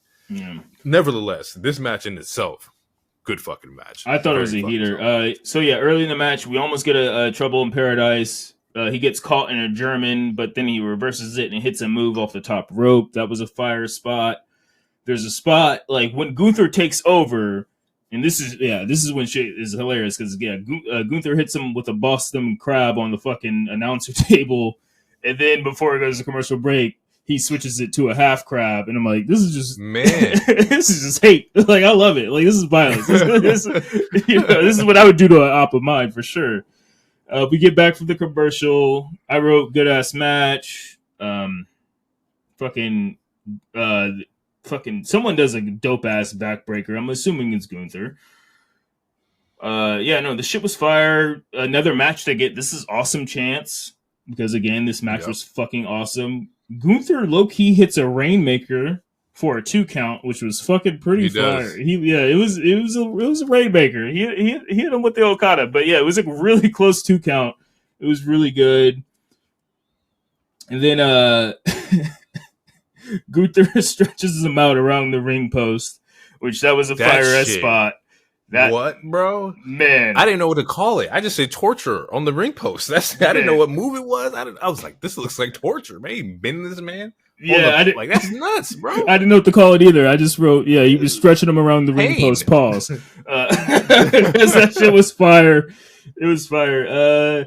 And then there's a spot where he goes for a powerbomb, but Kofi reverses it into a Hurricanrana. That was a really good spot. Mm-hmm. And then we get a Trouble in Paradise after that, which was good. And then there's a point in time where Kofi almost gets a ring count win, which later on after the match during like an interview, Kofi he talks about it because he's like, man, usually I don't like W's based off a ring count, but when it comes to Gunther, you got to win any way you can. And I feel that like that's actually logical if we're thinking like if we're taking wrestling serious and we're taking it verbatim and kayfabe is real. If I'm fighting Gunther, I'm trying to win any way I can. So if I can get him out for 10 seconds, a W's a fucking W. Fuck a 3 count pin. If I can get a W off of Gunther, I'm taking it.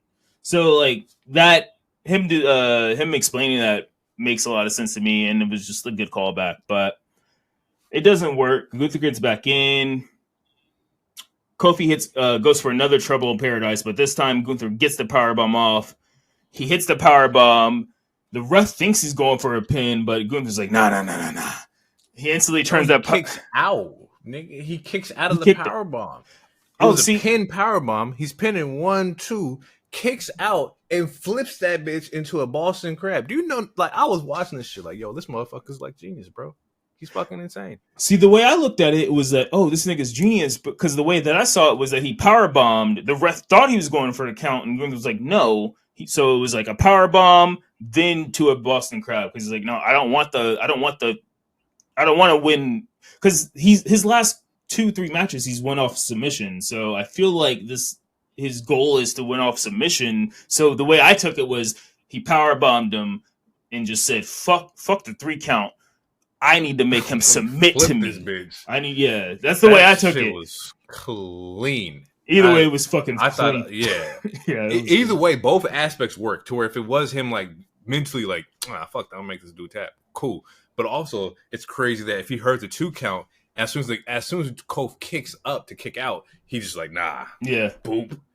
Like, that's crazy, bro. Gunther is fucking amazing. Gunther's amazing. See, now I need to run the match back because it's like a cloud. We saw 2 different things, but the outcome was still the same. And the outcome was Gunther winning and advancing to the in the King of the Ring. Woo! Okay, so after that, we get a Lyra promo. And Lyra is talking about Becky. She gives some love to Becky. Then Liv shows up. And Liv is acting like, nice and whatnot. And then she's like, I do have one question, though. Has Bex always been a bitch? And then... This was cheesy to me.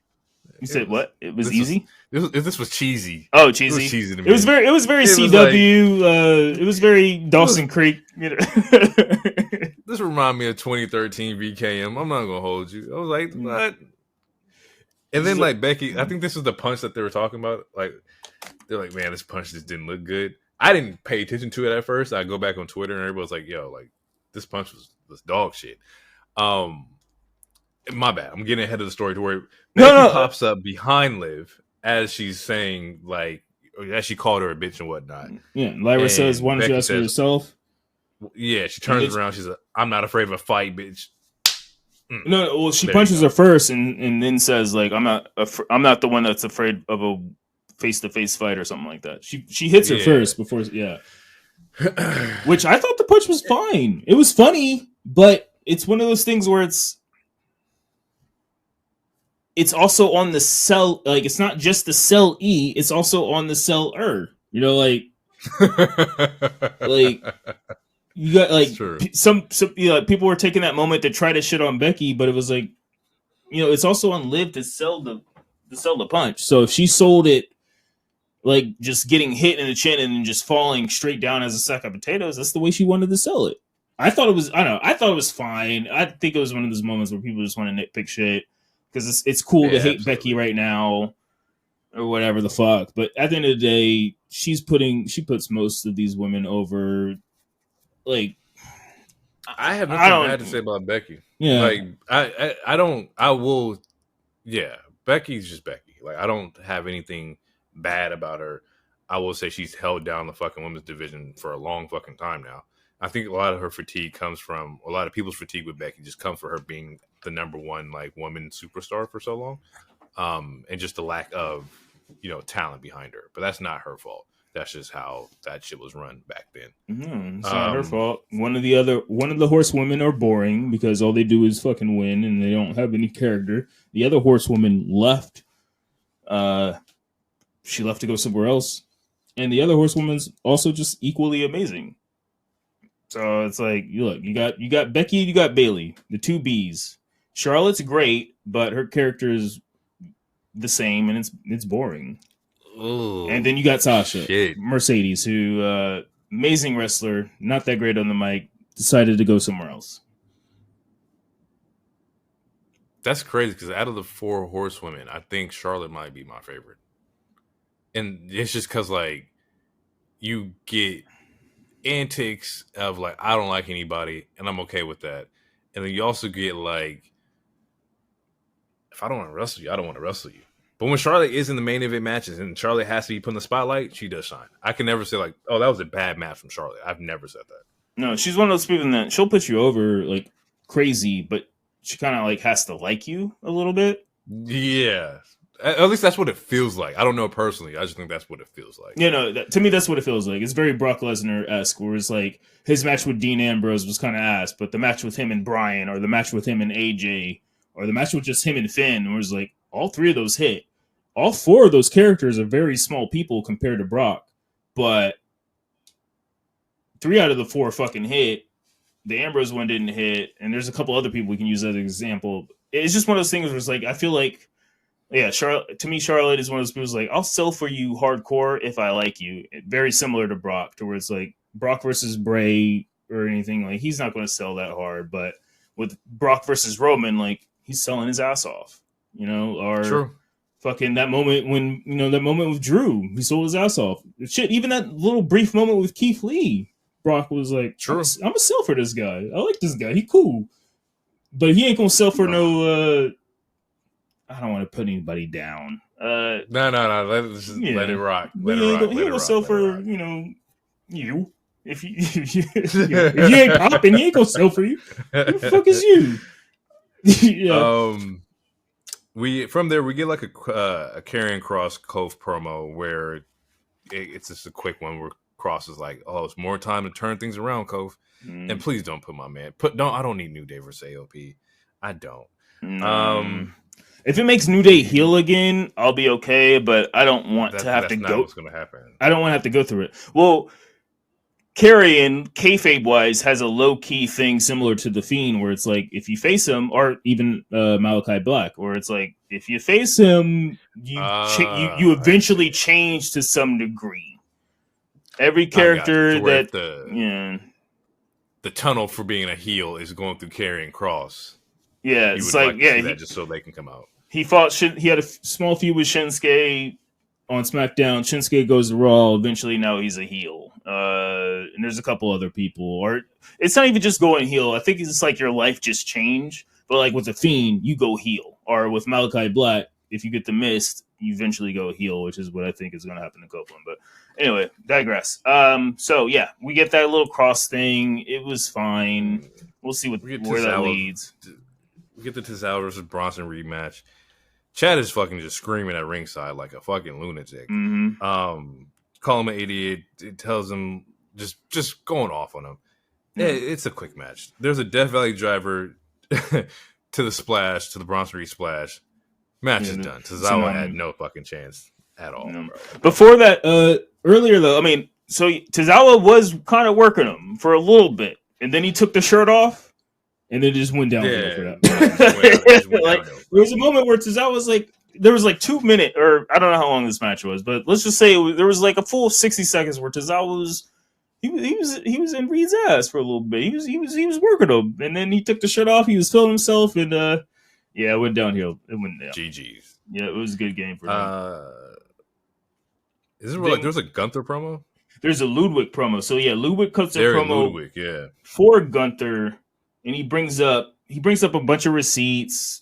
He talks about he just brings up a bunch of receipts, and he talks about a bunch of Gunther's previous fucking rivalries or whatever. I don't know. It's one of those things where I feel like we just gotta let it play out because I don't know what to think of it at this moment. Yeah, just a quick one. He says, last time he faced Ilja, he lost. He faced Jey Uso. It was interference by Jimmy. And then he says if Sheamus believes that he lost because of me, he's delusional. Just bro, it's not me. You lost because you faced the best. I didn't do anything. Which that wasn't the case. But it's interesting to see where this is going to go, especially the new Imperium. This is what is Ludwig's role in this new tandem with him and Gunther. From there, we get the new Catch promo. They're added to a Fatal 4-Way tag for the number 1 contendership. This also leads to Braun Breaker asking Pierce why he isn't in King of the Ring, which is a good question. It's a great question. What the fuck are we doing with Bronson Reed? What do we got? Give me something. Yeah, and it's his excuse or whatever the fuck it was. It wasn't a good excuse. I feel like this probably leads to a more heel Braun Breaker, and we'll see what happens after that. The motherfucker was he said they would have been in the deep end with me because I would have drowned all of them. And that's the thing too. I guess you got to also protect the Bronson Reed, or not Bronson, but the Braun Breaker identity and brand. Because if you're putting Braun Breaker in King of the Ring, he has to win. No, he doesn't. Maybe he doesn't. He doesn't have to win. There's ways to lose. We'll talk about it, but we're going to get into that. Carmelo and Jade did not win, and they found ways for them to lose. And, I hate it. We get Lyra versus Zoe. Only got just a tornado DDT that happened from Lyra as a spot. And that's pretty much all I have for this match. I will say Zoe. Because there was a moment in the match where she does her springboard drop kick, and I think it was Cole. She was yelling at Cole, talking about I have the best springboard drop kick, and I think she does. I need to see more, but between her and Io, Zoe's springboard drop kick is better. I don't know who else does a springboard drop kick that from the top of my head, but she has a really clean ass springboard drop kick. It's really clean. And so she's starting to get again. She's getting to her shit. Her only downside again is her charisma. She just needs actual character. But moveset wise, she's great. She is a ring general. She can. Whether it's a newbie or whether it's a vet, she can work the ring great. Yeah, she just needs to has a dope finisher. Man, good finisher, especially if you sell it good. Yeah. But yeah, it was a good match. Zoe. Yeah, okay, wait. Zoe's beating her ass. Let's see what I said. Something about a bedazzled bra.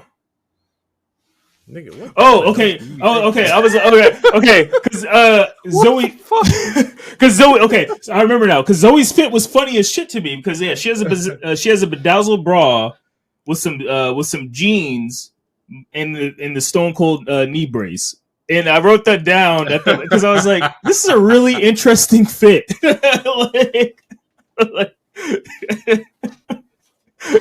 It's so what you got this creative player ass fit on? It's a really cool fit. So you got this bedazzled sports bra, some jeans, and a knee brace. I was like, hey, I was looking at this. I was like, what the fuck?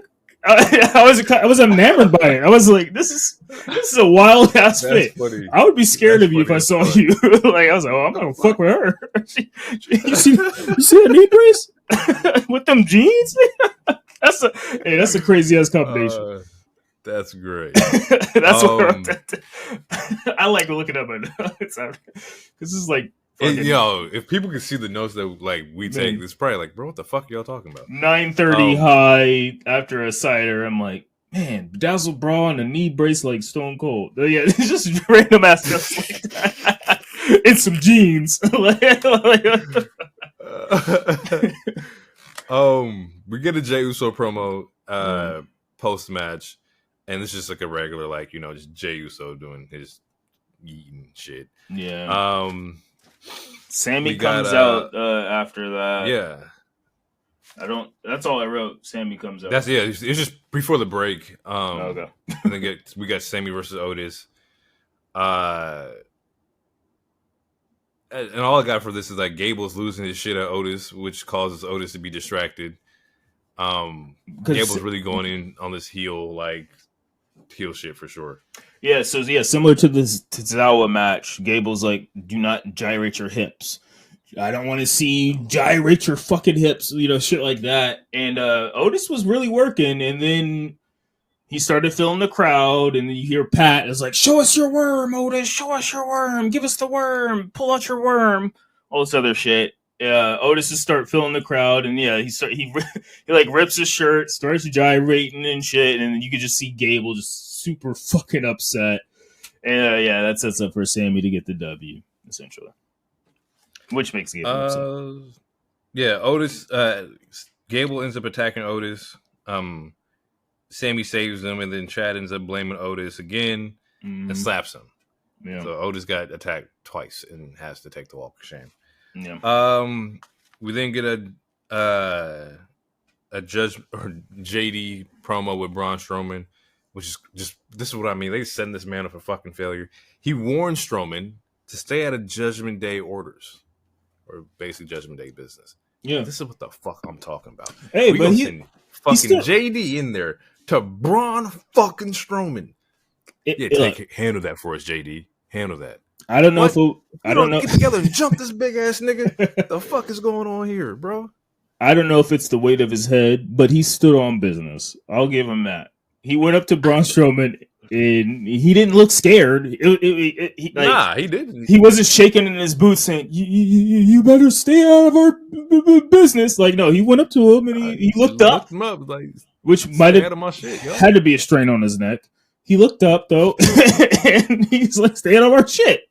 He wasn't punked out, so I'm going to give him that. I still agree with your saying, but he's the jobber of this group right now because I look, Finn can't take pins and Dom's hurt right now. Someone got to take these pins. You need someone to job. So that's crazy. Probably hurt his head. Oh, that strain. Shit, I mean, he get headaches. He probably bend spoons and shit. Man. You are the one. Nah, you are the head, my nigga. Nigga. That's funny. Psychic. We get the Dakota Kai versus Becky match. I got a couple notes in this one. There was a dope leg drop from the turnbuckle. Mm-hmm. Cole then says something funny, which is like not funny, but just he says something like she's being put through the test by the leader of Damage Control. So it's kind of like sets up, that Dakota is the de facto leader. The finish of the match was really cool. It was a series of pins, which ends up turning into like a disarmor, which was a very creative way of getting into like a disarmor. And then I have Damage Control interferes in this match, and then Liv then ends up sending a receipt to Becky for what happened earlier. Yeah. How do we feel about where this story is going? Well, okay, yeah, that happens after. Okay, so yeah, Damage Control attacks Bex. Lyra comes out for the save. Baby faces stand tall, and as they're like looking towards the ramp, talking shit to Damage Control, then that's when Liv comes out and attacks Bex, and then like leaves immediately. The way I'm feeling about it, it's a good slow burn to Liv's full heel turn, because yes, the last 2 weeks she's done some heel shit, but it's not. I'm not willing to say, oh, she's 100% heel right now. Similar to like even Drew McIntyre after the War Games match, he still wasn't full heel yet. He still was doing babyface shit. Like he wasn't attacking Seth from behind or any of those, like technically Drew is not a full heel yet. Technically he's still kind of a tweener, because like a lot of his gripes make sense. He's just kind of fucking obsessed, and he is making wrong decisions, but he's not a full heel just yet. He's like fucking 85% at this point, and I would say Liv is maybe like 70. Okay. I would, the continuity of like the Queen of the Ring participants is kind of that. I'm up in the air about where they're going with this. I truly don't know. Because at this point, the last two finalists are Io and Lyra on the Raw side, and then we have Bianca and we have Nia on the SmackDown side, right? And these are just the finalists for the respective brands. My bad, spoiler alert. So the story, I see the story with Nia and Bianca. That makes sense. Yeah, I could see where they're going with that. Personally, like I said last week, I still think that Nia should be the one to have the match at Saudi for the Queen of the Ring. I think she should win. I think she would have, it would do her wonders. It's just Nia versus who out of like Io and Lyra. You know, do you go Nia versus Io and just run that? Or do you go Nia versus Lyra and you run that? Okay, I don't know the continuity, how that fits comparative to, once again, spoiler alert, my bad.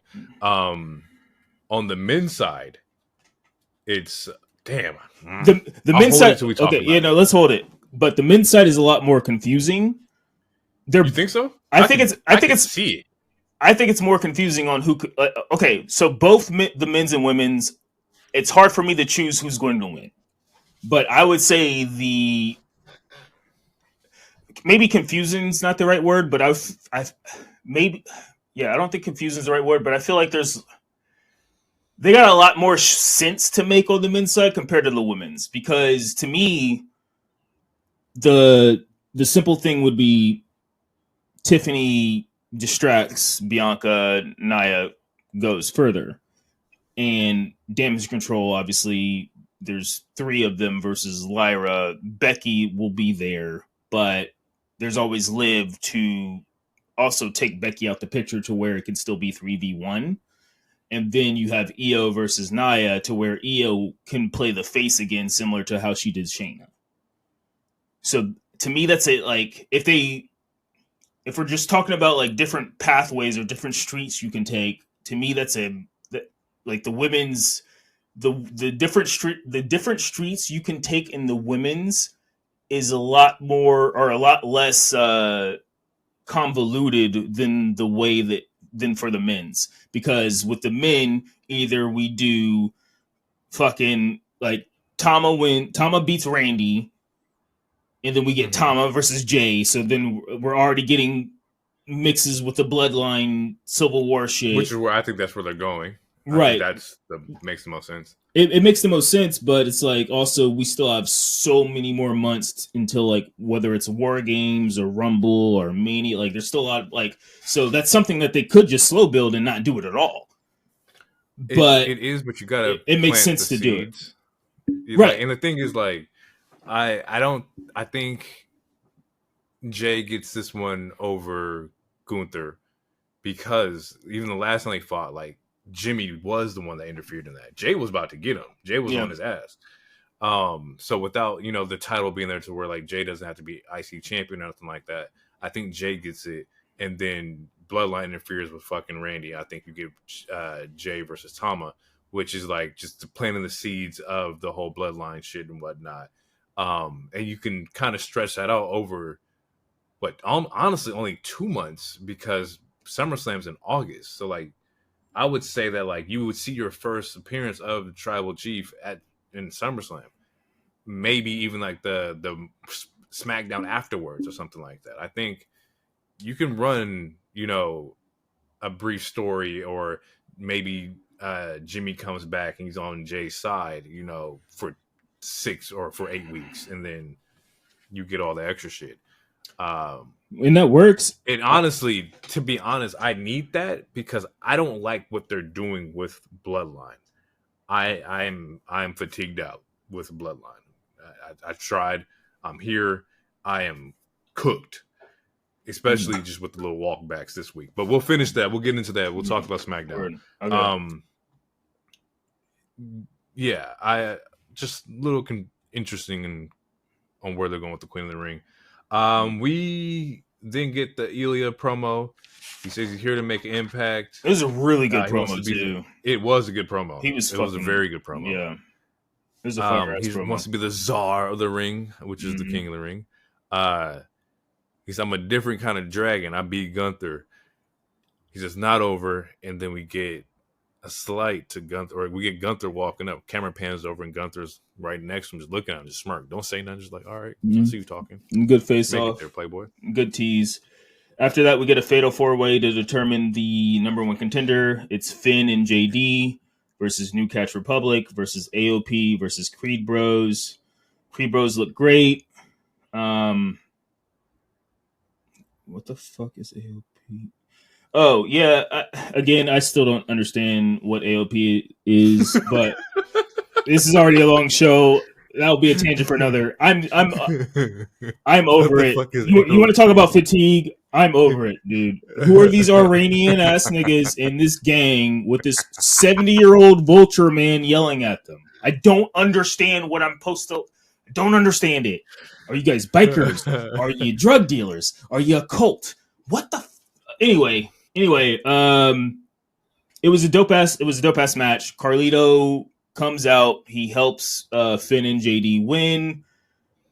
Therefore, so he's trying to essentially buy himself, whether it's be a part of the Judgment Day or at least get in favor to where they can help him. He helps them. Again, it's a callback to the previous week to where he's like, scratch my back, I'll scratch yours type of thing. And it looks like it's going that way because we'll see a little backstage something a little later. Ricochet says good luck to Ilja and says we'll face again. I'm still around this bitch, but good luck. Not really much. They just needed to get him on TV, I guess.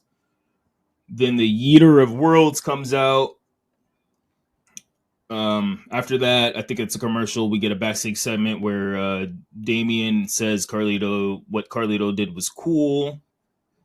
But before that, we do get a small little hint to where, because we were talking about Liv and all this other shit. Before Carlito and Finn and JD pop up, Damian asks Dominic, "Are you and Rhea cool?" And Dom says, "Yeah." Why you ask? And before he could, that kind of conversation could even continue, that's when the other boys show up. So, again, they're planting the seeds. Damian sees something that the rest of the gang don't.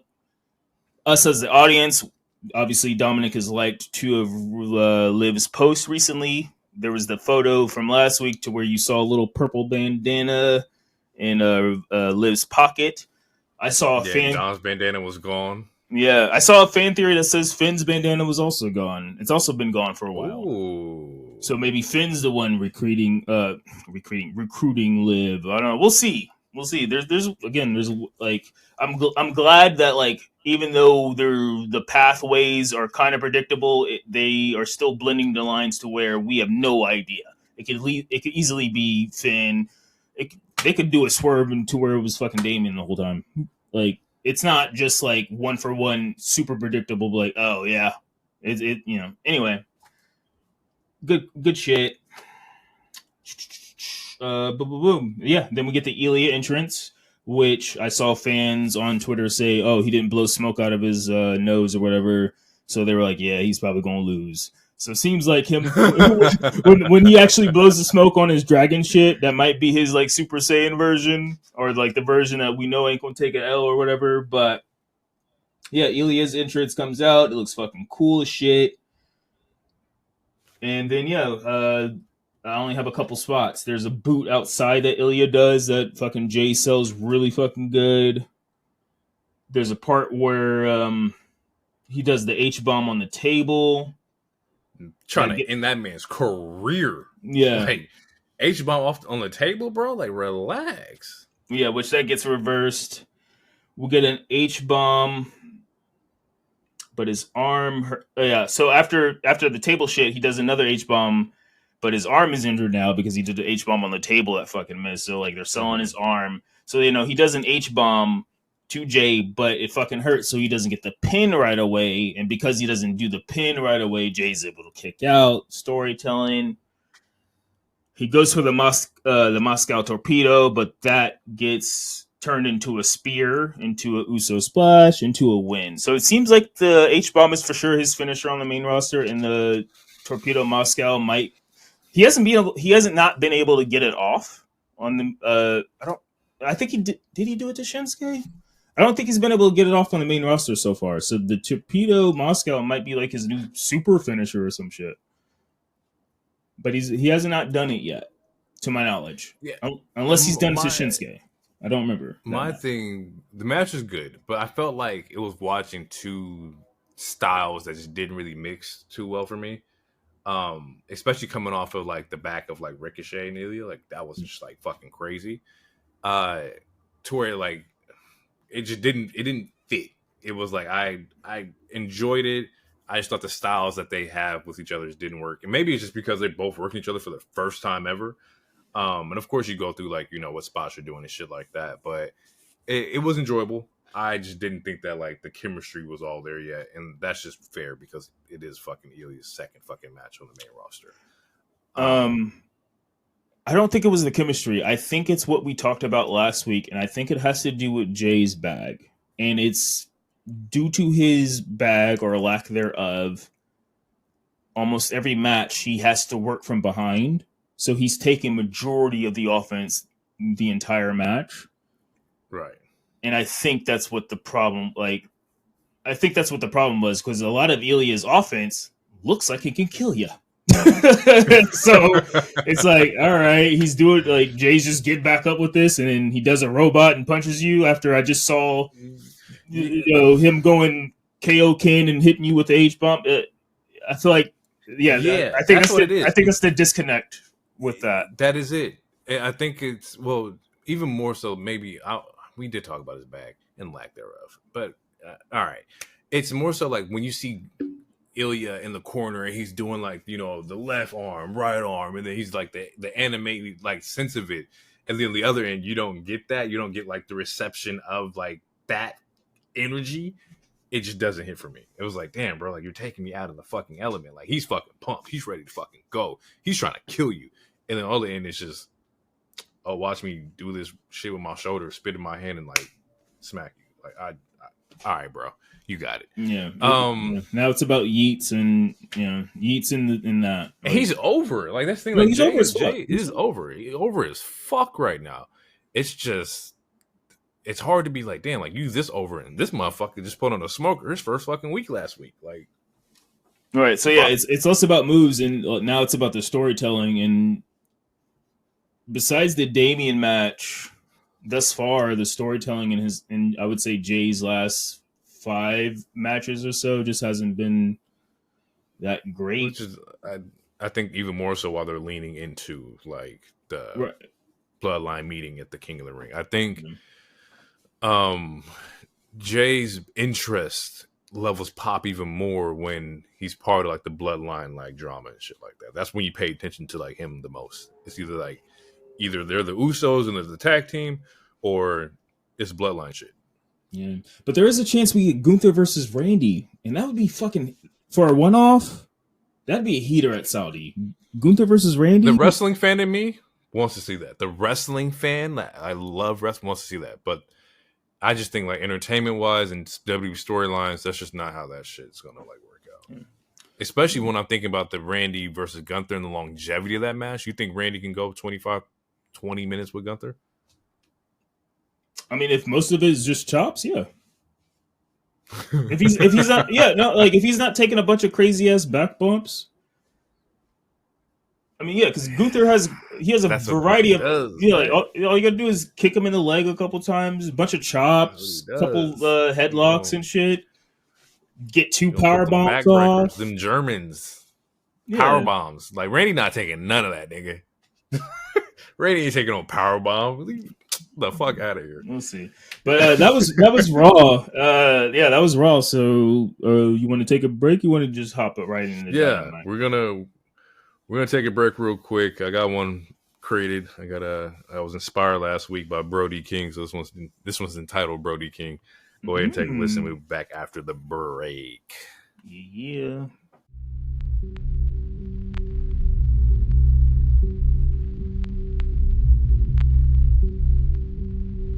Warp drive.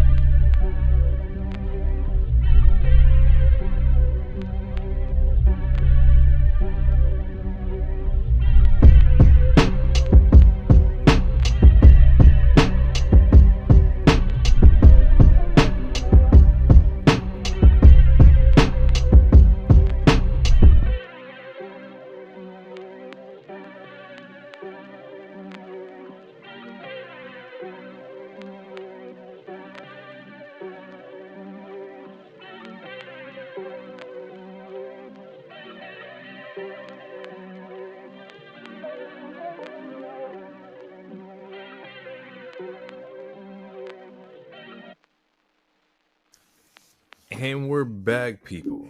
It's time to get inside some AEW Dynamite.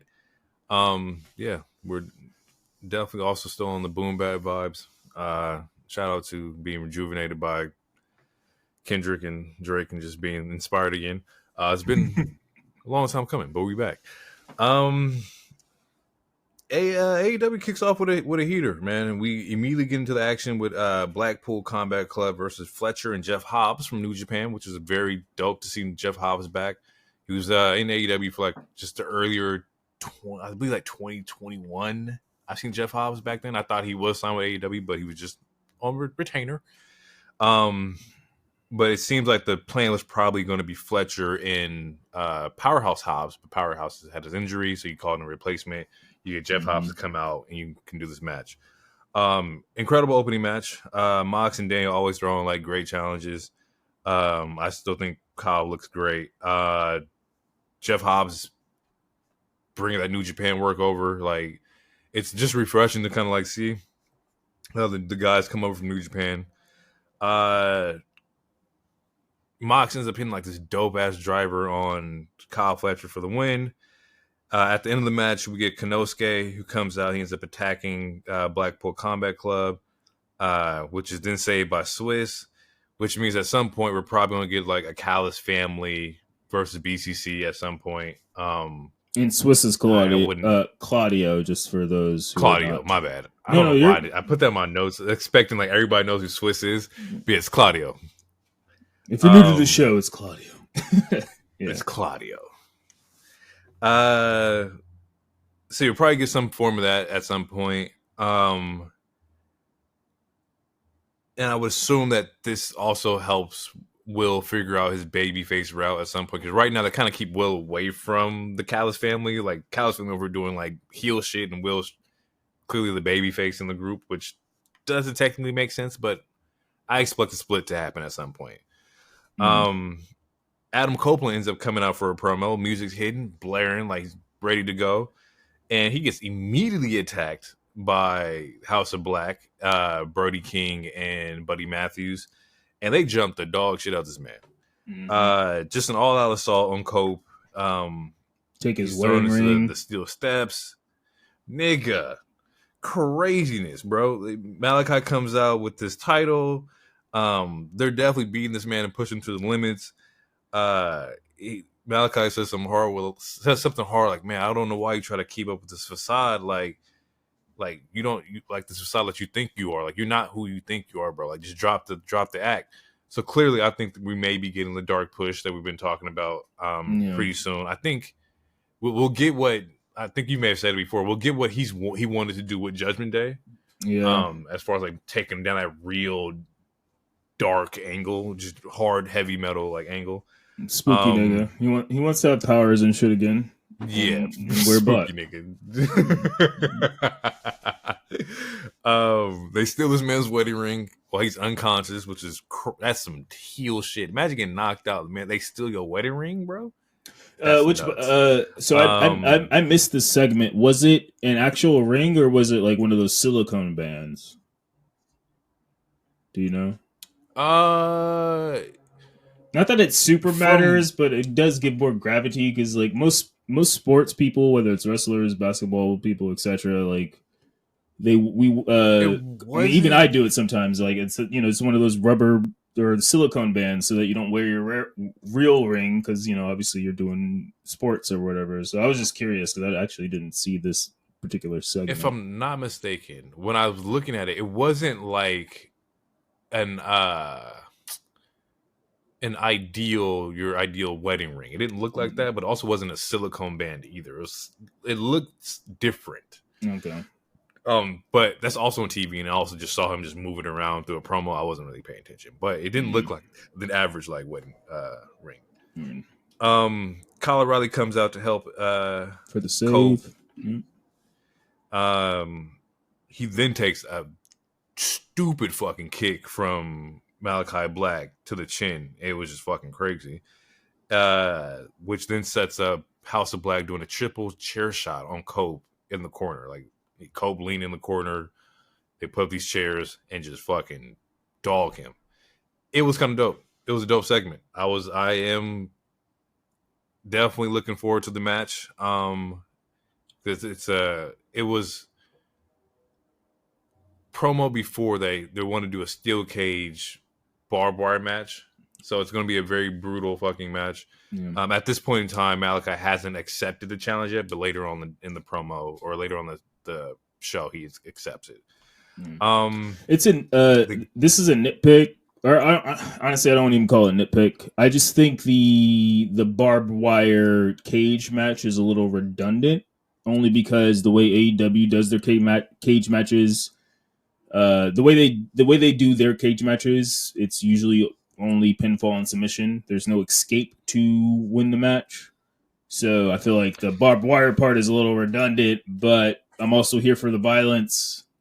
It's just one of I don't know. Now that you mention it, I don't think we've seen a lot of like escape from the cage matches. Like, I don't think like in modern times, like recent events. I think all of them have been like pin or submission. And I'm okay. The old school hit me. He's like, no, climb the cage. But at the same time, you 20 feet up, 25, 30 feet up. You got to climb this goddamn cage. I'm trying to remember Becky versus Trish. I want to say one of them left the door. But the last cage match, I vividly remember in recent time. And I don't mean the door. The door is the door counts the same as like pinfall and submission. I mean like legitimately. No, because it's escaping the cage. The door don't count, man. If it's leaving the cage, the door counts. That's why people win. If you leave the cage, the whole concept of the cage is to climb out of the motherfucker. That was the original concept, but then the door became a thing for like the last, like, niggas left the door in the last match. Yeah, because it was like climbing the cage. Well, what's the point of climbing the cage if you could walk out the door? They added the door. We need to go back and see who was the first nigga to say no, and they added the door for him. I need to know the first cage match that had the door in it, because whoever's in that match, somebody was like, hell no, I ain't climbing that shit, bro. Well, yeah, it just eventually set up the stupid spots to where, like, oh, it's a cage match, so no one's supposed to interfere. Then I'm in a match, and then you show up to help me win by slamming the door on someone's head. Because, yeah, like, I don't remember the Becky Trish match that when Zoe helped. I don't remember how that match won. Honestly, it might have won via pinfall or submission. But the last match I remember where it required a door escape was Stomping Ground Kofi versus Dolph Ziggler, which that was I think that was in Tacoma. I went to that pay-per-view. That's when Kofi was heavy world champion or whatever. So yeah, WWE, I can't remember. I don't remember because they haven't had that many cage matches. But as far as AEW goes, because this is the AEW show right now, they don't do escape from cage matches. So I just feel like the barbed wire is like redundant. Like you're just putting a hat on anyway. Yeah, you're putting a hat on top of a hat. But again, it's for the violence, so. I'm not tripping on it. That's why I was like, it might be a minor nitpick. I wouldn't even call it a nitpick. It was just something that came to my mind. It just doesn't make any sense because nobody's climbing over the cage no more. Nobody's done that in fucking at least 20 years now. Yeah, and then why would I climb if there's barbed wire? What's the point? Exactly. We get an EVP promo. It says, looks like Eddie got hit by the injury bug. They asked if Team AEW wants to forfeit. So first week we take out Tony Khan. Second week they take out Kenny Omega. Third week, Eddy Kingston's out because in the Eddy Kingston like clip that they show from New Japan, I'm assuming the EVPs were there. They just came out and attacked him anyway to kind of make it look like it was like storyline wise. But Eddie did get injured in the New Japan match. Yeah, I think he took like a suplex and his legs hit the barricade. I saw the leg, like bro. That shit was fucking crazy. Yeah, it's unfortunate, but yeah, broken leg. Yeah, and he was active. Eddy Kingston was very much so active. They say it seemed like Team AEW was outnumbered. We then get a promo about the Bucks unveiling their new Reeboks. FTR has a promo where they also fired Christopher Daniels, or is that later in the show? That's later in the show. That's after the match. My bad. Yeah. No, you're all good. FTR has a promo, calls Okada the Elite's bitch. We then get Jack on commentary for the Young Bucks match, which is Bucks versus Christopher Daniels and Matt Sydal. This is from a promo on Collision last week where they were yelling at Christopher Daniels and trying to get him to do stuff, and Christopher Daniels fought back and was like, I'm not taking this shit. I'll just see you guys out in the ring. Match is good, but it's definitely more so like the post-match that you're paying attention to because after the match, they ended up firing Christopher Daniels from AEW. They said we're going to set him up with a severance package to take care of his family. They said they're trying to reduce toxicity around the workplace. For retaliation to Daniels attacking Matthew last week. In doing so, Jack's on commentary next to Tony Schiavone, and Jack wants to praise the Young Bucks for all the hard work they're doing, and wants to raise a toast for that. And in doing so, he pours the woo drink all over Tony's head, and I hate when drinks are poured on people. I think it's just classless. It's tasteless. But it gets the reaction that they're looking for from the fucking crowd. It's perfect fucking heel work. And it just leaves Jack with even more fucking heat. Like right now, Jack is fucking. I'd be interesting to see who Jack's first opponent is gonna be. Cause that's gonna be a very interesting line you got to tote there. I don't know who comes back and goes against Jack Perry. I don't know. Yeah. I really don't know how you book that. Like I don't know. Honestly, I wouldn't have him in a long-term feud for a while. I just have him beat up people that people love. I don't know. It's weird. It's weird because this company doesn't have a lot of baby faces. And they told them like and the baby faces. Yeah, go ahead. The two baby faces or the three baby faces that they do have. They're all already in stories, and that's Swerve, Cassidy, and Ospreay. Other than that, the other biggest baby faces, or they're kind of tweeners or they're injured. So. And even then, I think they're leaning with Swerve even more so into the tweener phase. And I'll explain that when we get to like Swerve's like shit. Mm-hmm. Shit, here we go. From there, we get a Tony Storm promo. Malachi Black does a promo where he's holding Cope's wedding ring. Says he accepts his challenge to the steel cage. He then says that if he beats Cope, he has to bend the knee to House of Black. Mm-hmm. So we're gonna get spooky Cope. I mean, that's assuming Malachi gets his first fucking title win. There's a chance. There's a chance he still loses, and Cope still Cope. Maybe Cope takes over the House of Black, and it becomes the House of Cope or some shit. I don't. Just because I play favoritism with fucking Malachi Black, I do not want to see him lose. I've never thought about what the story would look like if Malachi lost and Cope retains. That's interesting. Very interesting. I mean, I don't know. Either way is interesting because if Malachi wins and Cope bends the knee, like, do they go the route where like when Randy joined the Wyatt family, or does Cope legitimately be a part of this gang? And then also, if he does join this gang, like he's technically the biggest star in the gang. Therefore, like, what is he going to be, the Pursuito leader, or do we do a storyline to where he kicks Kai out? I don't know. Yeah, I don't know. It's tough. It's something to pay attention to. Malachi, that's what it is. No House of Black with Malachi is fucking crazy, but would be interesting.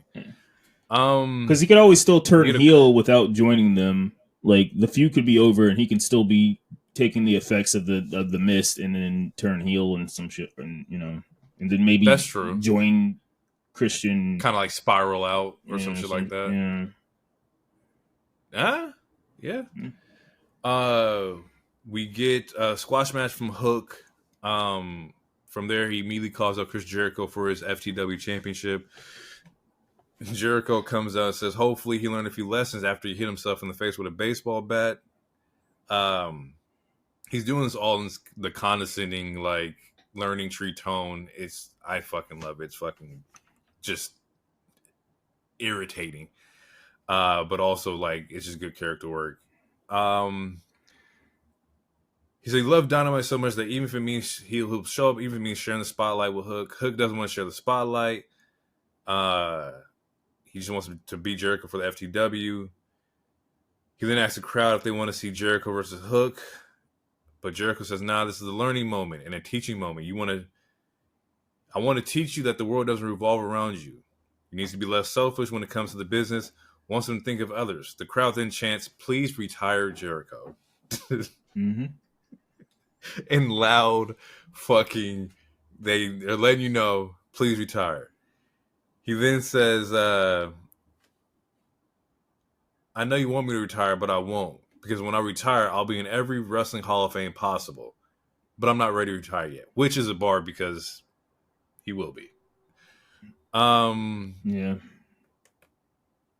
From there, it's just him and Big Bill. He's either here to entertain everybody. He says the For the World title. It's not the Hook title. He says, I'll give you a qualification match, and if you win, you're going to have to face, you'll end up facing Jericho for the World Championship or the FTW Championship. Hook says he agrees to that. He then hits Jericho with the microphone. He gets jumped by Big Bill. Shibata comes out to help Hook. End of the segment. We get a Swerve promo where Swerve is saying he's in the chapter of the Mogul Embassy. He said they beat the hand that fed them, and they had to get put down. He says Brian Cage is the final nail in that coffin. So then we get Swerve versus Brian Cage, which was a dope match. Swerve comes out hot, some knees to the chest. We have a dope suplex from Brian Cage on the ropes. A crazy little counter from Swerve out of a Brian Cage clothesline. And Swerve pulling off a fucking brainbuster against Brian Cage, which once again, I am definitely underestimating the strength that some of these dudes have, man. Like that's just fucking insane. Because Brian Cage is a big fucking dude. Yeah. As Swerve's finishing off Cage, he ends up getting the match is over. He ends up getting low blowed by Nick Wayne, and then get jumped by Kill Switch. The Patriarchy's out there. They then take a framed picture of Swerve's family and smash it against this man's head, which leaves this man end up leaking. Once again, this whole glass thing, I don't really agree with it, but y'all grown, y'all do what the fuck y'all want to do. This man's cut. It's. I don't think it was real glass. I mean, I think he bladed. I mean, I don't know the way Swerve bleeds. He leaks. Pause. It's not like a hemophiliac or whatever the fuck it's called, but yeah, once he bleed, it was almost like you turned a hose on, low. Like he like goddamn, he fucking leaks.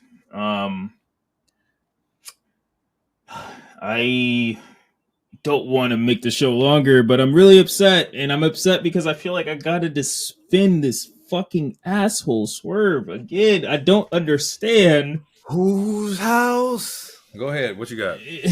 Christian's house, man. It's the house of Cage, baby. It's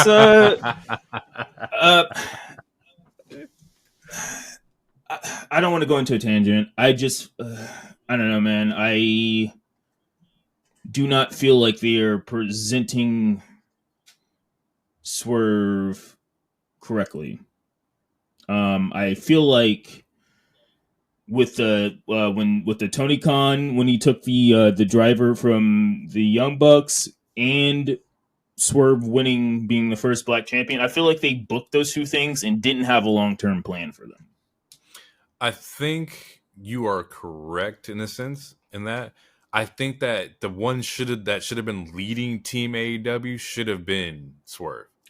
And I think after you're doing the presser and you're sitting there with Tony, like he gave you the ball, he made you the quarterback. I think it's your duty now as the head guy of the brand to then go against, the EVPs.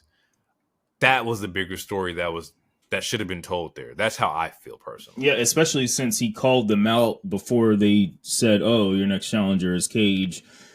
And I mean, since you brought it up, we'll talk about it more later when we get the surprise for the replacement of Kingston. Team AEW, 3 out of the 4 members are people that were signed with WWE when AEW was already like a year into its life. It just doesn't. It's true. Make any sense to me. Because again, we like what we're saying. We're saying with the women's roster, like they have a deep ass roster. Like this would have been a time to maybe pause the Orange Cassidy feud for a hot second. Add Cassidy. If Darby was healthy, add a Darby. Spoiler alert. Just like Daniel Garcia. I don't know, someone who are like AEW, originals. But you have FTR and Bryan Danielson as Team AEW. Yeah. I don't know. To me, it's weird. I do understand it, and the way that they're doing it. It's not like it doesn't make. It makes sense. It doesn't make sense, but it makes sense, but it doesn't make sense. It's not like it's super crazy, but I would say it is all. It's not super crazy, but it is questionable. It is, and I'm looking through the roster right now, and it's crazy because there's not really a lot of people that you could have put in that position outside of Swerve. I mean, maybe not, because you could have did I don't know, bro. In a perfect world, you could have probably did Swerve, and then if Lucha Bros are healthy, and then Ricky Starks. And ran that. Right, who is not injured and just hasn't been on TV since late March, but that's a different conversation. But yeah, no, they could have, in a perfect world, yeah. In a perfect world, it would have been the 4 pillars, right? But minus Jack Perry, because Jack Perry's part of Elite. So then, in a perfect world, MJF, Darby, not Sammy, but for sure MJF and Darby. Hangman. Like you would have had like. Well, he's probably in the but elite. the thing is, a lot of those elite. people are like they're also injured too. Yeah, so we like, were talking about Perfect World. This was just That's true. That's true. My bad. But yeah, like a Daniel Garcia or a Sammy Guevara or a Darby Allin, MJF, Cassidy. You could do like maybe you Pac. throw the Acclaimed in there as the tag team. Pac, like Acclaimed. You could have in a perfect world, maybe Jay White's a baby face. Jay White's a great one to have to go against like the Elite. He doesn't even have to be a baby face. He could just be like, "Fuck the Elite." It's true. I'm team AEW. Fuck these elite ass motherfuckers. They didn't sign me when they could have. It was Tony Khan who's like that could be the story. Like they didn't sign me. Tony Khan signed me. They could have brought me with them when they first started this company, but they left me in Japan. And then Tony Khan's the one that brought me to America. Like that's an easy story right there. Came off the top of my fucking head. Yeah, I feel like they should have like pushed this story when everybody was available. I think like that would have been a way better angle to do. But yeah, anyway, you're not wrong. I agree. Christian says something like, "You embarrassed my son at his gym in his hometown last year, and now he's forced to embarrass you." Asks Swerve if his daughter would be proud of him, then smears a picture of his family on his face. Very fucking disrespectful. Mm-hmm. Tonight he took Swerve's blood. In 2 weeks he's going to take his world championship. He says each week he's going to take something from him. He took the Mogul Embassy from him last week. This week he's taking his blood. Next week is going to be something else. I mean, wait, didn't he bleed last week too? Well, I mean, no, fuck all that. No, fuck the embassy. The embassy's ass. You took a dread off of me last week. Yeah, he cut a dread off. Y'all took a dread. You took a dread. You took my gang, and you got a picture of my daughter, who he doesn't really talk to that much. So obviously, you guys were Instagram stalking a nigga, and then went to Kinko's or something to get a picture printed. I can't believe I'm defending Swerve on a third week. I love it. I might as well just move to Washington. Let me just vote for the fucking. Anyway, I hate it. We then get Hook Shibata promo. So Hook says odds mean nothing. He'll beat whoever he has to. Shibata is also in the tournament for the FTW or championship, but not because he wants it, but just because he wants to get back at Jericho. Ends up saying, even me. Hook says, push comes to shove, I'll take you there if it means I got to get my hands on Jericho. We then get a GOAT fucking appearance from the man himself, Samoa Joe. He shows up. He's like, really? He's like, who are you? He's like, it wasn't too long ago, I thought you was something special. He's watching you make the same mistake over and over again, and now Jericho got you at your own man's neck. And it's sad. He said, if you two stop playing yourself, you actually might be dangerous around here. He just walks off. Joe is fucking great. That man is a fucking legend. Mm-hmm. As Joe walks away, Hook says he'll fight him too. The promo ends with Shibata using the voiceover saying, that man's too large to be wearing a floral pattern, which is funny, but it's true. We had Toni Storm versus Harley Cameron. This is more just like I want to say like a filler match. I'm not too sure. I haven't been really paying attention to like the Outcast story. I have a problem with this match also. Some couple spots is that there's a turnbuckle backstabber into a DDT, then into a fucking fisherman suplex by Toni Storm. I love the finish of the fake punch into the pile driver. I thought that was kind of cool. And then my overall thoughts on Toni Storm is just put on like a master class for like women's wrestling, or just women being a woman wrestler with the level of creativity that she has. Like her story's great, her character's great. She's put on good matches. It's still very entertaining. I have nothing bad to say about Toni Storm herself. I disagree that saying that her story is great because she doesn't have a story. In ring wise, like the story of like her coddling fucking Mariah and like slowly fucking losing her grip on reality and shit.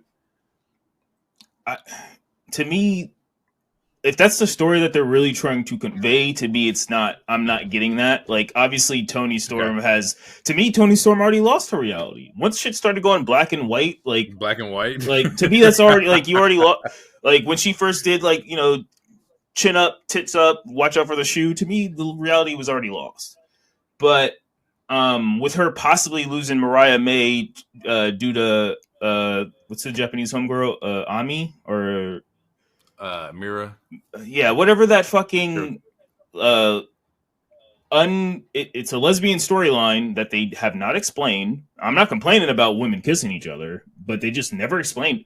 They have yet to explain it. So it's like, what's going on? So yeah, it seems like eventually Tony's going to lose Mariah. Maybe the student fights the master, sure, but it's to me they're just not conveying that 100%.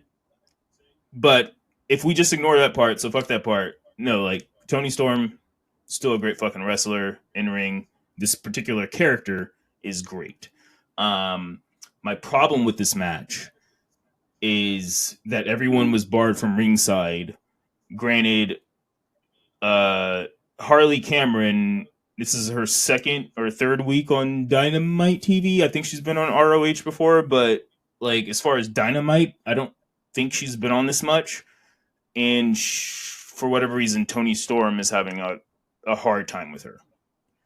Meanwhile, Tony Storm is also supposed to be the heel, but based off of what happened last week, even though Serena was like, I have Caesars and I want to take you to Little Caesars, the crowd was still like booing her. So like, is she the heel now? Like, so who's the heel? Who's the face? I can see that. And then, I can see where and you're then also from. it's like, why is Tony Storm struggling with Haley? And it's like, and if everyone's counter is going to be like, well, Carmelo fought Cody or blah blah, like there's levels to storytelling, and to me, the story of this match is Tony already has a number one contender, and that's Serena. So the better story would have been for Tony to squash somebody in front of Serena and be like, you're next, bitch. You're on this ramp. You're sitting here smiling like you're kissing babies and shit, watching this match on the ramp. I just beat this bitch in 2 minutes. You're next, especially because you punched me and knocked me out the following week. But instead, she's having a 50, another, like, again, like, for whatever reason, certain people have all these random 50, like, again, like, I understand that they want to be different. AEW is supposed to be alternative, but sometimes squash matches are good, especially if you're trying to maintain the strongness or the fucking power ranking of a champion. This match was too long. I will agree with you. In the promo that she did earlier, she did mention the punch and everything like that. I should have jotted down notes, but she did say she didn't bring that up. But I do agree that like what makes this good isn't the story that's being told. It's just Tony Storm and her timeless character. She makes this all fucking good because there is no story. It doesn't make any sense to where like, maybe I have to go back and watch, more Collision and see where like the connection between Harley and her happened. But even then, it still doesn't make any sense because it's not a longevity like story. This is like a week to week kind of like story. And I will say that if you're having a fucking story based around like a champion, like the world title, the women's title, it should have a little bit more, clear cut, like, oh, this is why Harley did this. Because last week, she was with Serena Deeb, and she's supposed to have a match, and then Tony interfered in her match, and now she wants a match with Tony to kind of like settle shit. All right, whatever the case may be, fuck it, it makes sense. But yes, you are right. It did take too long. She is a champion. She should have like, put pause on her and got in, got out. Right. In the long... I'm sorry. They try to bill it as a grudge match, which to me is like, based off what you just said. I got to go back and see. Yeah. I got to see like when this happened. Yeah. I mean, it's only like a 2 week thing. That's why I don't know. It's just confusing. Yeah. There's a lot of different like edges or tree limbs that need to be like kind of like trimmed off for this Tony Storm like storyline. Yeah, because even like Deeb came out of nowhere. It's like, okay, was she on the rankings? Like, what the fuck's going on? So I will agree. And Tony definitely makes all of this and way more enjoyable. Yeah, and Diva's great. She's like, honestly, she's great. I think she should honestly take it off of her. Personally, I don't think she will. I don't think she will, but I think she should. But like, no, Diva's great, but it's too like. I honestly, I think the problem is what you kind of just said a second ago, to where it's like, it's again, it's kind of like Tony's character at this point almost outweighs, or it overshadows the championship itself, because now it's really not about the championship. It's about it's about Tony, and it's very similar to what I don't remember what episode it was. It was in one of our single digit episodes, but I was like, it reminds me of the Fiend, and I don't want it to go to Fiend territories, because it's like, if you're like, if everything just weighs on how cool this character is, and like, then that could overshadow a lot. Like, it could overshadow the story. It could overshadow a bunch of shit, to where it's like, it's all about, like, we're more entertained by the character of this, or the antics of this character, than what the character really is actually trying to like do, and if the character is actually uplifting the division. Gotcha. If that makes sense. So it's the Fiend was great. Did the Fiend need a title in the first 5 months of its creation? No, it didn't. And because of that, it fucked up a lot of other things. And I'm not like, Tony Storm's character isn't on the Fiend level, but I would say per se wise, it's like, her character is so good to where it doesn't matter who she's facing at this point. We still we love her character so much, we don't want her to fucking lose. Right.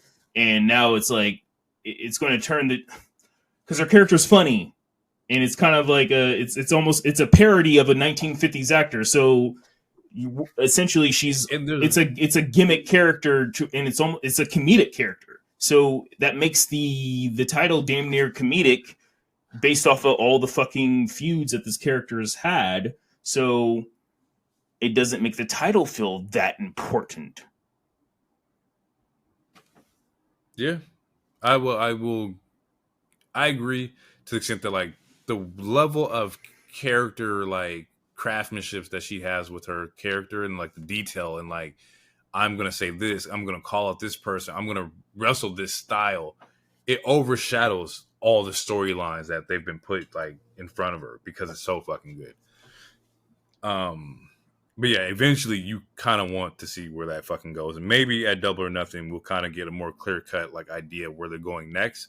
Maybe somebody pops back up. Like, we'll see. We get the contract signing between Willow and Mercedes. Mm-hmm. Says she's not gonna let her walk in AEW and take the title from her. Yeah. She then talks about like her background, the shit that Willow talks about her background, the shit that she's been through and whatnot. And Mercedes bars her up and says, "You want to talk about legacy to me? Back in 2015, I was out here changing the game forever, breaking down doors. You wouldn't be here without me." She says she thinks she's a great champion, but there's a difference between being great and the greatest of all time. Her legacy is all about winning. I was like, damn, she got a lot of shit to back that shit up.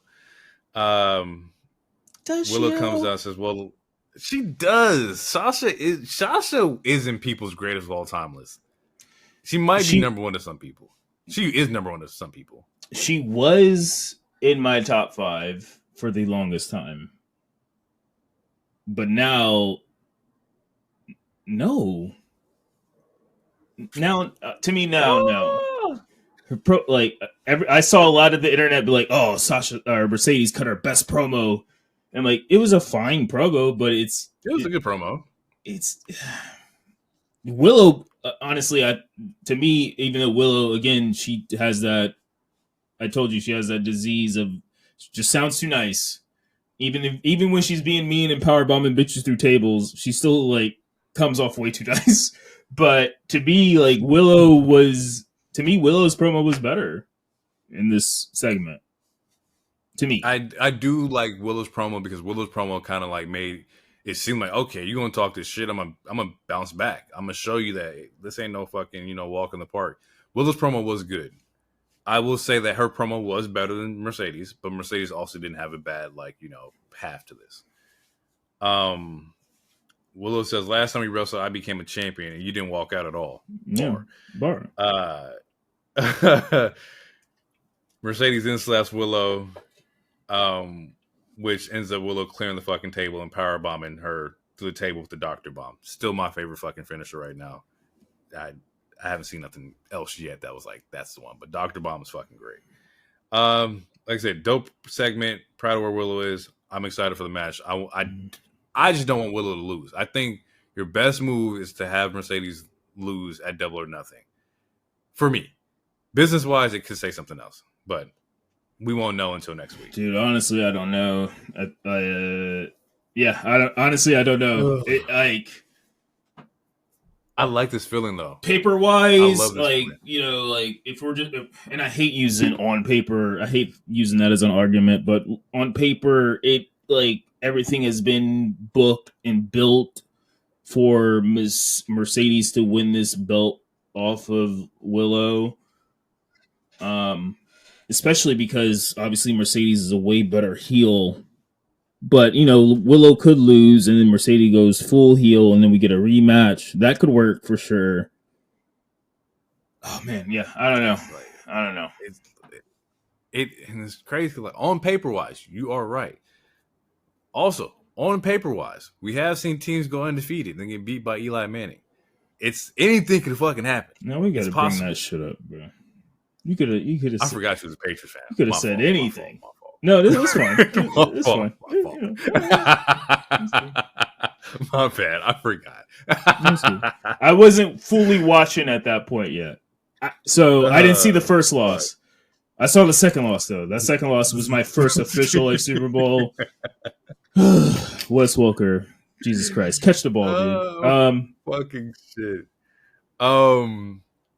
We then get Okada versus Dax. This is my match of the week. I really enjoyed this one. I think it's more so I love the Continental rules. I love the 20-second count out. I love the no interference and just two dudes just fucking beating the hell out of each other.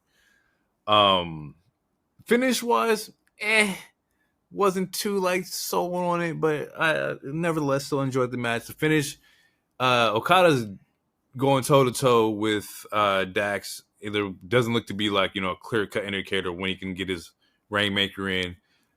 So he ends up going out the ring, grabs his belt to try to hit Dax with the belt.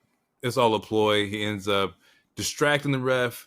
What looks to be an attempt to go for a low blow. It was supposed to be turns into a kick to the head. And he kicks him in the head. And then that's how he wins the match. Yeah. All in all, everything else was good except for that. I was just like, I didn't see it. I don't want to sound like a broken record, but I have a problem with this. Because, again, look, Okada's. I've actually seen an Okada match. I watched a New Japan match. I saw one of the Okada Kenny matches. I want to say it was Okada Kenny 2 or Okada Kenny 3. I don't remember which one. It was when Cody was in the Bullet Club at that point. But again, Okada's amazing. He was he was a huge crazy ass free agent for a reason. And AEW has this problem with signing crazy ass big people and then just turning them into regular people. But I digress. My problem with this is that as good as Dax is, he is a tag team person. Granted, Dax has had a lot of single matches in AEW. To my recollection, I think he's 1 in 15 in single matches. So in saying that, it's it's like Xavier Woods having a 20-minute banger with Roman Reigns. It just doesn't make any sense. Like, could they have a good 5-minute, 10-minute match? He can't have no banger at Roman. No, Xavier Woods is amazing. but if we're talking about power rankings, right? If we're talking about power, like Dax he's a tag team person. So therefore, being a tag team person, technically single wise, you shouldn't be as powerful because technically you should be at your peak power as a tag team.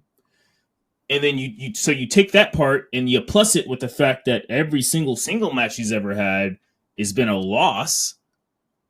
Why the fuck is he going this long with someone with Japanese Roman Cena? There's no reason. Like, I just feel like if you combine both those two aspects, it just is like, why is he doing, like, it shouldn't be this long. But God damn, it's a good match. It's a good match. That's just I'll look. We'll call that a nitpick. It's a good match. I think it's still questionable, especially because you're building up to this fucking Anarchy in the Arena shit. But to me, it's questionable because Okada was one of the biggest free agents besides Jay White and Mercedes that AEW, like both AEW and WWE and everyone else wanted. And then he's going fucking 15, 20 minutes with a dude who's never won a singles match.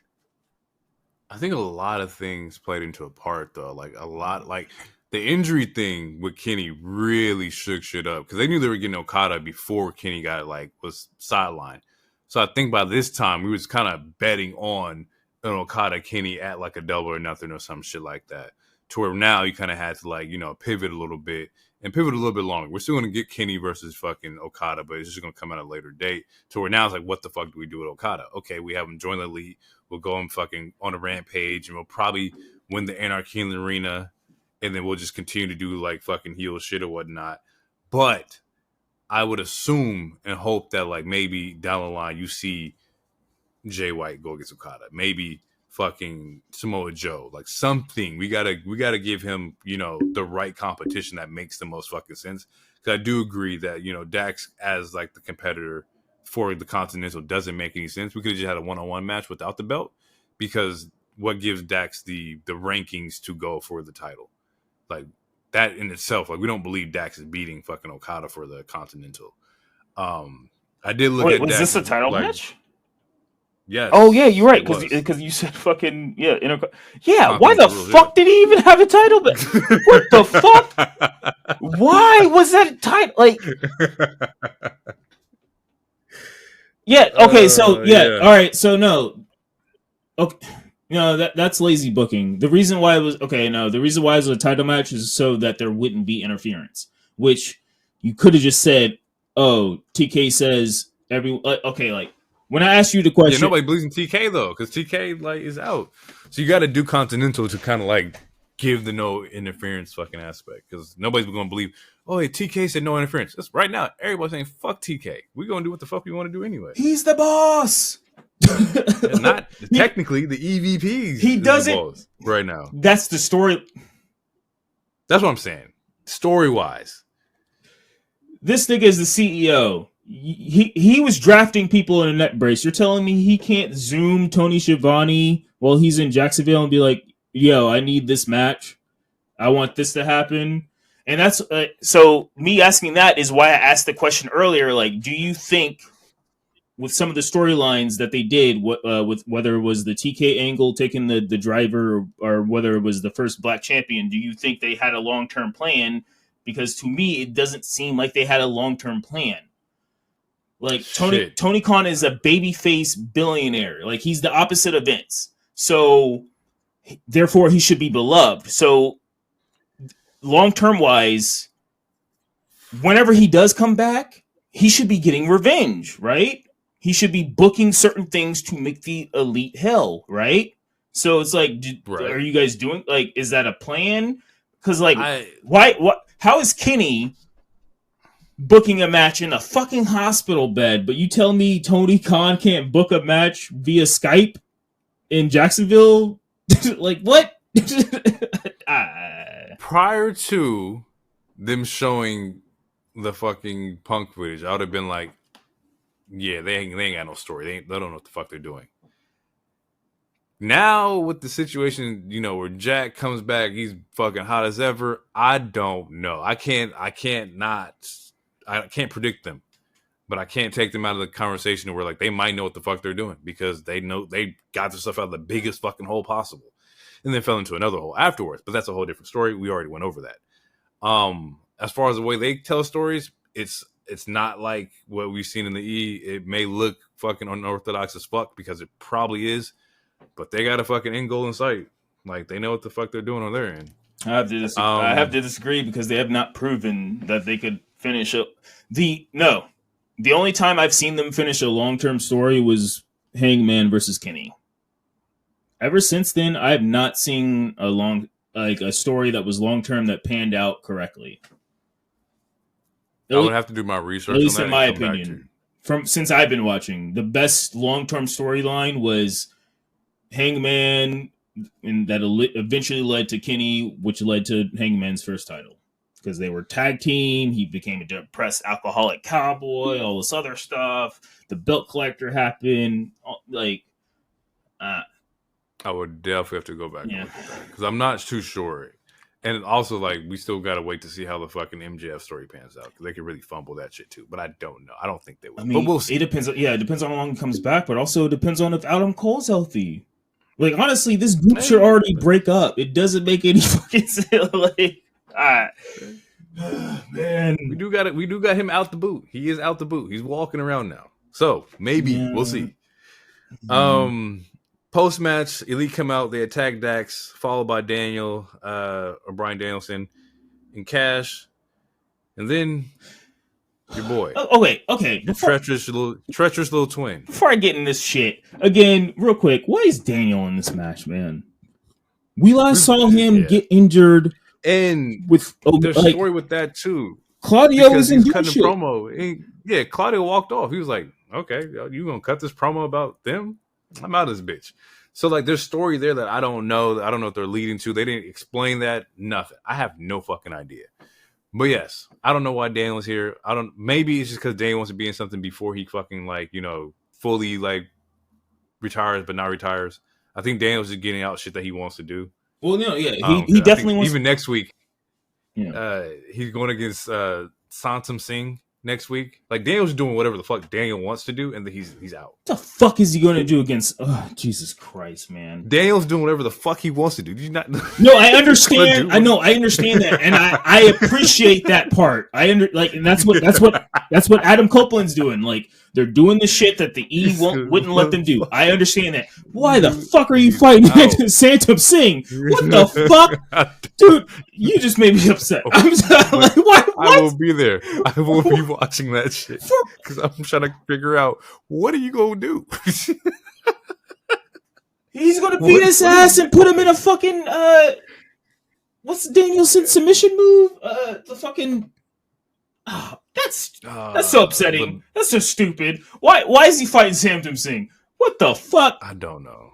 And also, speaking of Team AEW, again, like as far as participants, why isn't it Will? Ospreay is like the biggest Team AEW person right now. It should be Will, Swerve, Healthy Darby, and fucking, I don't know, man. But FTR versus the Bucks for the 30th time, not good. Bryanson has zero reason in this shit. Kingston was a fine choice, but they replaced him with they replaced him with my twin, and that nigga's name is, please, I'm sorry, I cut you off so I can go into another rant. Who was the person that showed up today? The good man Darby, made out of adamantium, Allin is the last member of Team AEW. My bad. I thought his middle name was Darby. Why won't you fucking die already, Allin? God damn. And that's not me asking. That's not me wishing for death. That's. Like, I ain't never had to edit something out of a podcast. No, that's not me. No, that's not wishing for death. It's just like, movie wise. This is one of villains. Like, why haven't you died already? This nigga got hit by a bus 2 weeks ago. His foot is still not healed. It's okay, Tony. If you're listening to this, Tony Khan, dog, if you're listening to this, look, man. Hey, I had my fun time on the icy slopes, all right? Wink, wink. I've had my fun time experimenting, my guy.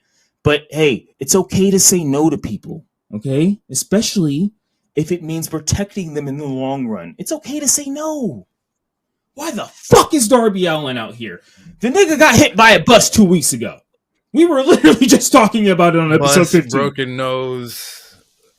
His foot's not healed. Broken foot. I don't know. But that man's out there. The way they moving is like they ain't got nobody like actively available, but I know that's a fucking lie because I know they got people on the roster. They got a stacked ass fucking roster, and like, oh, hey, we're in Everett, Washington, so what could we do? Let's get a big. It was the pop. They wanted the pop. They didn't need it, but they wanted it. Oh man, yeah. If he does this match, bro, dog. I might have to. Shit, to be honest, bro, you could have threw Dustin Rhodes in Team AEW. That would have made sense to me. I'd have been cool with that. Honestly, Samoa Joe would be better at this point. Granted, he was also technically WWE, but at least he's good on the mic and he's good at the ring. But look, man, hey, if Darby does this match, I low-key might call CPS or OSHA. Someone needs to fucking look into some shit because what the fuck is going on? Say no. He's literally limping. That match against Sting at Revolution happened in March. I don't. Yeah. Oh, dude, he got hit by a bus. Yeah, to bring and you know they're doing it just because like it's just the pillar aspect. They want to do a pillar versus pillar. That's okay, but not right now. No, well, they already did. You could have brought Ricky. They already did that. Ricky so far only has 5 matches in 2024. We could have did Ricky Starks in this. I'm okay with that. Haven't seen Ricky Starks since late March. Last time we saw him was him celebrating Cody. He lost the belt. He lost the belt in late March. But we haven't seen him on AEW since then. We've seen him WrestleMania when he was celebrating Cody's win and tinfoil hat. I think he's in trouble. Otherwise, why he's on TV? He's one of your best stars. He has great charisma. He looks great, and he's a good wrestler. And he hasn't been on TV since March 20-something. Do you think Ricky got good charisma? I don't know, and I only say that because like. I don't get what Ricky Stark's gimmick is. I would say he has better charisma than a Ethan Page or a Jeff Cobb or a Willer Yuta or better than Daniel Garcia, and I like Daniel Garcia. But I watched Ricky Starks in NWA before he went to AEW. He has a lot of potential. It just has to be, brought out, which, happens to a lot of the people. Sometimes, this is not, like, I have no personal beef against Ricky Starks. And I just don't know, like, what the pull is. But for a lot of wrestlers, I never knew what the fucking pull was. Like, Orange, I didn't understand it. Like, Sami Zayn, I didn't understand it. Like, Ricky Starks is in that same vein for me where I just do not understand, like, the pull. It has nothing to do with, like, him personally or his in-ring ability. I just want to know, like, what's the draw? He's good on the mic. He's handsome. He has a good body. He has an awesome pose. But that's just me off the cuff. Cassidy, I like Cassidy because, I like the gimmick. But, like, once he won that title, his first reign, that's when I was like, oh, he can really fucking go. I don't know. It's shit like that. But... anyway, I digress. I'm sorry, you guys. It just doesn't make any sense to me. Darby, my birthday twin.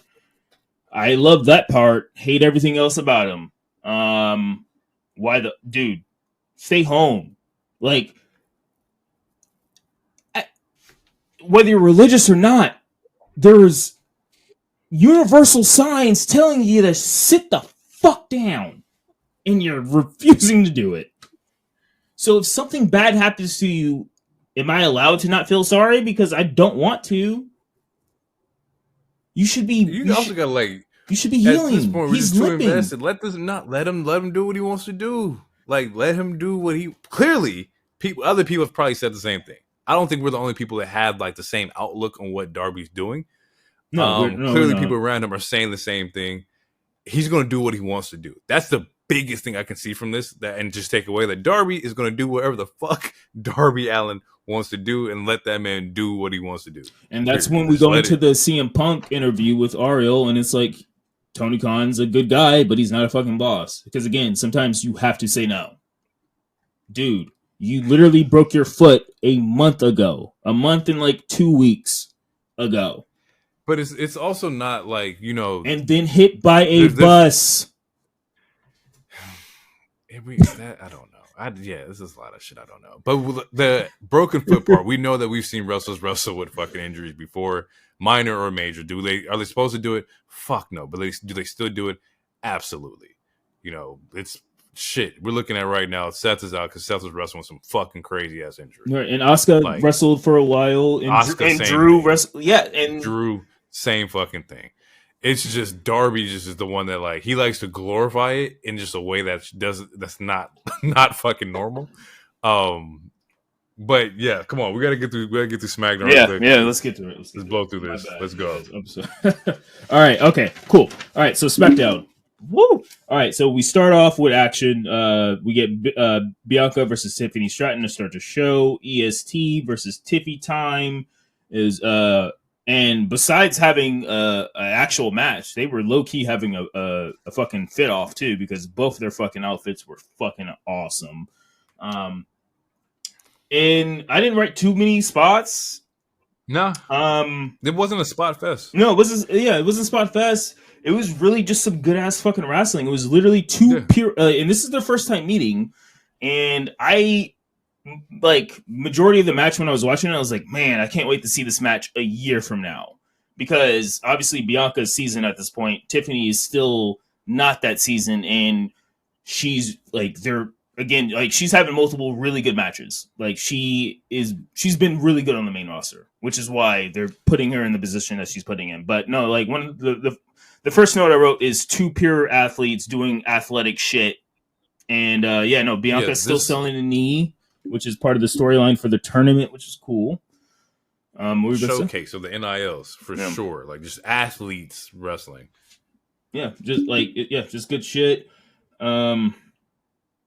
Let's say, good job. Okay, yeah. So it was a good job to keep these two apart for this long, because ever since Tiffany showed up to the main roster, her and Bianca were already like at odds or at each other's throat. Tiffany showed up in March or February, and her and Bianca don't touch until fucking May. Like they held it off, and they did a really good job at it. And this was a really good first meeting. It was a really good ass match. Another match that I got. This is awesome chance. Fuck man. There's a point where TT, I wrote her as TT to keep shit short. She rakes B's eyes and try to get like a 2 count, or she tries to get a pin, ends up with a 2 count. It was a good match, but it ends with a KOD, and Bianca wins. She cuts a promo after the match saying, I'm not going to use this knee as an excuse.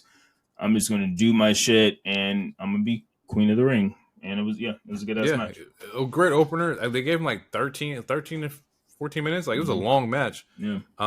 They did what they had to. Good athletes, good match. I have nothing bad to say about this. Nothing to say like crazy at all. Just solid.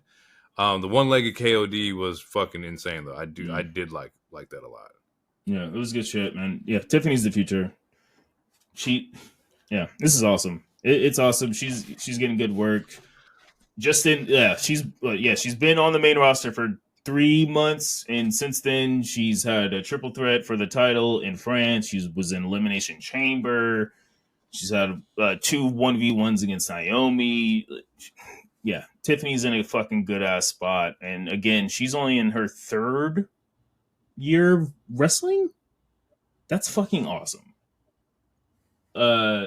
Anyway, So after that, we get a Logan Paul. Logan Paul has a face-to-face. He has a quick face-to-face with LA Knight because LA Knight's leaving Nick Aldis's room, and Logan Paul is trying to get into Nick Aldis's room. So I feel like this is a little seed for what I thought was going to happen at SummerSlam in August, which would be LA Knight versus Logan. But we'll see. They could always go a different route because honestly, LA Knight, we see him a couple times during the show, which so shout out to his fans. Yeah. Because there's, again, like, stands, whether it's Bianca stands, Naomi stands, Tiffany stands, LA Knight stands, yada, yada, yada. Like, it's okay, you guys. Sometimes our favorites do not win. Sometimes our favorites might not be on the show. Tonight, LA Knight, he was on camera for 4 or 5 different times, having multiple different interactions. So if you're an LA Knight stan and you're worried about his push, you are in good standing. Just be patient. You're good. We're good.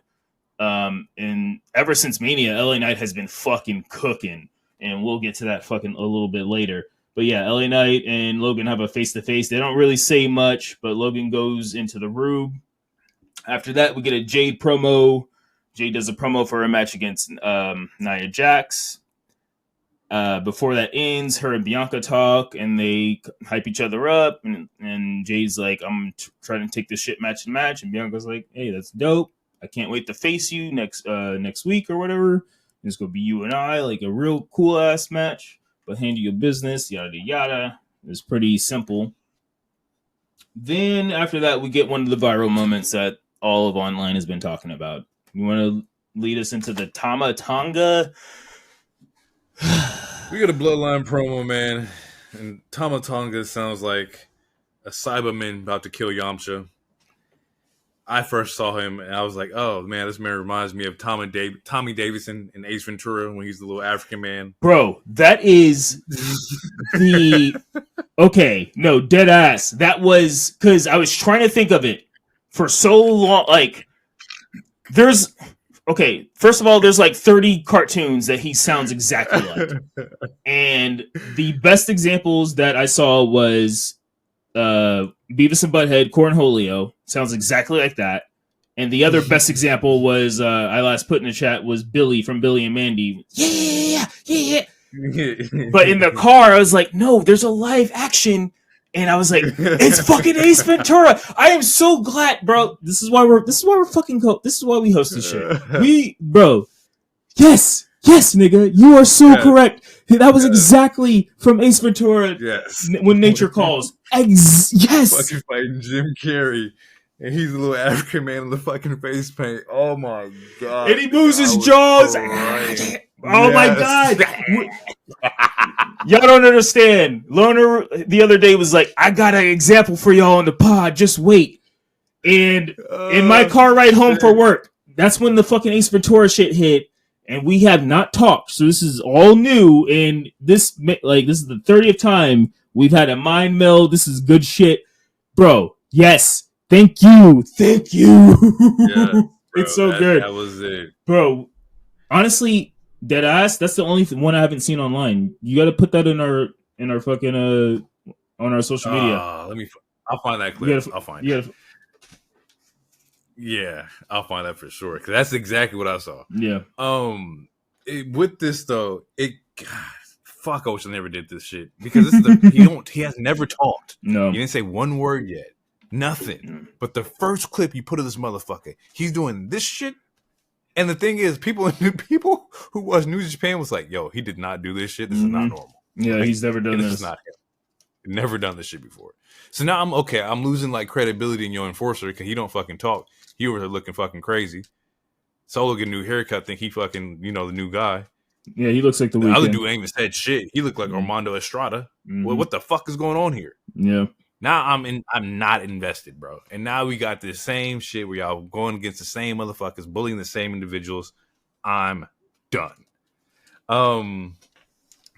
In this though, I believe in the same promo, Paul Heyman asks Solo if he spoke to Roman again. And Roman's like, "Oh, of course I spoke to him." Solo, my bad. He's like, "Of course I spoke to him." And I think the theory is that or fan speculation that he's not talking to Roman, he's talking to Rock as the his tribal chief he's talking to is Rock. Yeah, That's where he's getting like his swag from. Yeah, it's either that or he's just lying. That too. It could be either. We get after that we get a LA Knight. Yeah, we get an LA Knight promo, which Carmelo Hayes interrupts. Again, compares himself to TB12. Yeah. Well, hey, no. Shout out to LA Knight for that. A GOAT, 7-ring champion, by the way, you guys. Edward Patrick Brady Jr. Anyway, Carmelo comes out. Yeah, LA Knight compares himself to Tom Brady. I forgot the exact comparison, but it was a legit. Who was the first pick when Tom Brady was drafted? Oh yeah, yeah. I don't know either. Yeah, I was like, oh fuck. Yeah, bars. I don't know either. Yeah, and then this is when LA Knight flexes. Like he flexes hard, like because Carmelo's like they're gonna what the crowd's gonna be saying the is most important letters. Yeah, won't be RKO. They'll be saying HIM. And LA Knight's like, good, you can spell. And then he's like, you want to go back for back? You want to go pop for pop? I bet. And he's like, with everybody saying, ow, and the whole fucking similar to when The Rock was like in the millions and millions, like in the backstage. LA Knight. Absolute fucking flex. You want to go pop for pop, nigga? I bet. Like, nah. And then says, no, go play somewhere. I'm busy. Yeah. Go play somewhere. Cooked. Fucking kid. Finished. Finito. Yeah. Chopped up. Which is funny. I wonder, because since they have so many threads, I wonder if they'll bring up the fact that they were in war games against each other, new heads versus old heads. I wonder if they'll bring that up ever. But I do, granted, the very first week I was on Team Carmelo because Bobby is a hating ass nigga. But these last 2 weeks, Carmelo, he got that young bull energy, and we got to get that shit out of here. You don't know shit about, you don't know that about this young buck. We try to pull the you ain't got no charisma card that he did on Bobby and got that shit shut down by LA Knight. Yeah. Immediately. Absolutely. We get the Tama versus LA Knight match. The notes I took was that we want Roman chance happening. Mm-hmm. And then just the last time LA Knight was not involved with the bloodline, with the exception of this February, because he was doing the shit with AJ. He has been battling some variation of the form of the bloodline since October of 2023. This is all he's been working. Like, we gotta move it. This is why the superstar shakeup and draft was supposed to be so fucking important, because come on, push this shit through, bro. He done fought Jimmy. He done fought Jay. He done fought Roman. He done fought Solo. Now he's fighting Tama. All he's known so far is fucking bloodline. Push. Come on. Other than Bray, yes. But I agree with you. I would say that there is a reason for that, and it's similar to what I was saying about Damage Control earlier, where it's like Bloodline is always going to be it's either always going to be the A plot or it's always going to be the B plot. And right now, Cody, the two main stories that's going on are, I would say, the top stories on SmackDown is Cody and Logan, and then whatever the fuck the Bloodline's doing. And LA Knight is one of the most over characters. Same with Randy, same with Kevin Owens. And I think that's just one of the reasons where it's like, you're going to keep butting heads with this crazy ass gang because you're fucking over and you're popular and you got shit if you want to get ahead in life, you got to fight these people at some point because they still run things, unfortunately. For fucking a year plus? Bro, Kevin Owens has been fighting them longer than anybody. He ain't wrestled nobody regular since the Miz, nigga. Since September. It's been Jimmy. Like I said, Jimmy. No. He had Santos last week. He had the other El Gato nigga the week before. Yeah, Grayson Waller 3 times. Santos 1 time. It's been Bloodline, bro. This nigga has fought Solo Sikoa so much on these house shows. It's fucking insane, nigga. Yeah, you're fact. But Fuck, bro. To play devil's advocate, low key though, that's although it can get tiring, and I agree with that. Similar to like seeing LWO versus Legado all the time, or seeing seeing Bianca versus Damage Control, like because we saw Bianca versus Damage Control for literally like 2 years. It can get tiring. It's one of those situations where it's like granted, yes, they're still in the same fight. They're on TV and they're on TV against a popular or high on the card. Yeah, they're still being used. He's still being like, so he's favored. It's not like he's a good like worker. Like I'd rather beef with Bloodline for a year than beef with Final Testament for a month. And that's not a knock on Final Testament. Man, that's a bar. It's not a knock, but it's like it's the fucking Bloodline. Like who they're attached to, just even being in the same ring as Paul Heyman is a rub. Or just even being in the same ring as a Roman or a Rock. That's a rub. My issue isn't with LA Knight. Yeah. Because LA Knight's his character and his stock is going. Yeah. It's just Bloodline stock. Bloodline with no Roman is like fucking Bulls with no Jordan. Like it's rough. Even though they get pretty far without Jordan. But the point being is that you watch for, this person. Better comparison would have been fucking Cleveland with no LeBron. No, that's how I feel right now. The Bulls was right. No, the Bulls was cool because essentially Solo's going to be D Rose and Tama's going to be Joakim Noah, and then Tonga Loa is going to be either Boozer or maybe Jimmy Butler. I don't know. Either way, it's like they don't have enough character stock to like carry this. I'm telling you, maybe they were right with the whole Jacob Fatu thing. Maybe Jacob was supposed to be inside the group, and that would have got your charisma up a little bit. But Solo, it's just he had it last week. This week, it just wasn't there this week. He didn't have any lines. Yeah, to be fair, he didn't have any lines this week that I remember. But we should continue to push that though. It's right. Okay, we got him talking last week. This week, we got to keep following up. He got a haircut. He had some lines, but it was to Paul, and yeah. Yeah, it's like we stop losing momentum, bro. You can't keep regurgitating the same shit for me, bro. I thought this is different. It's supposed to be the Paul Levesque era, and we have gotten little new things here and there. But the Bloodline thing, if we're going to carry that out for Roman and for Rock, two of the biggest superstars who are not being a part of it right now, we need something crazy to keep us invested. Right. That's how I feel. And I think a part of that is because Jimmy.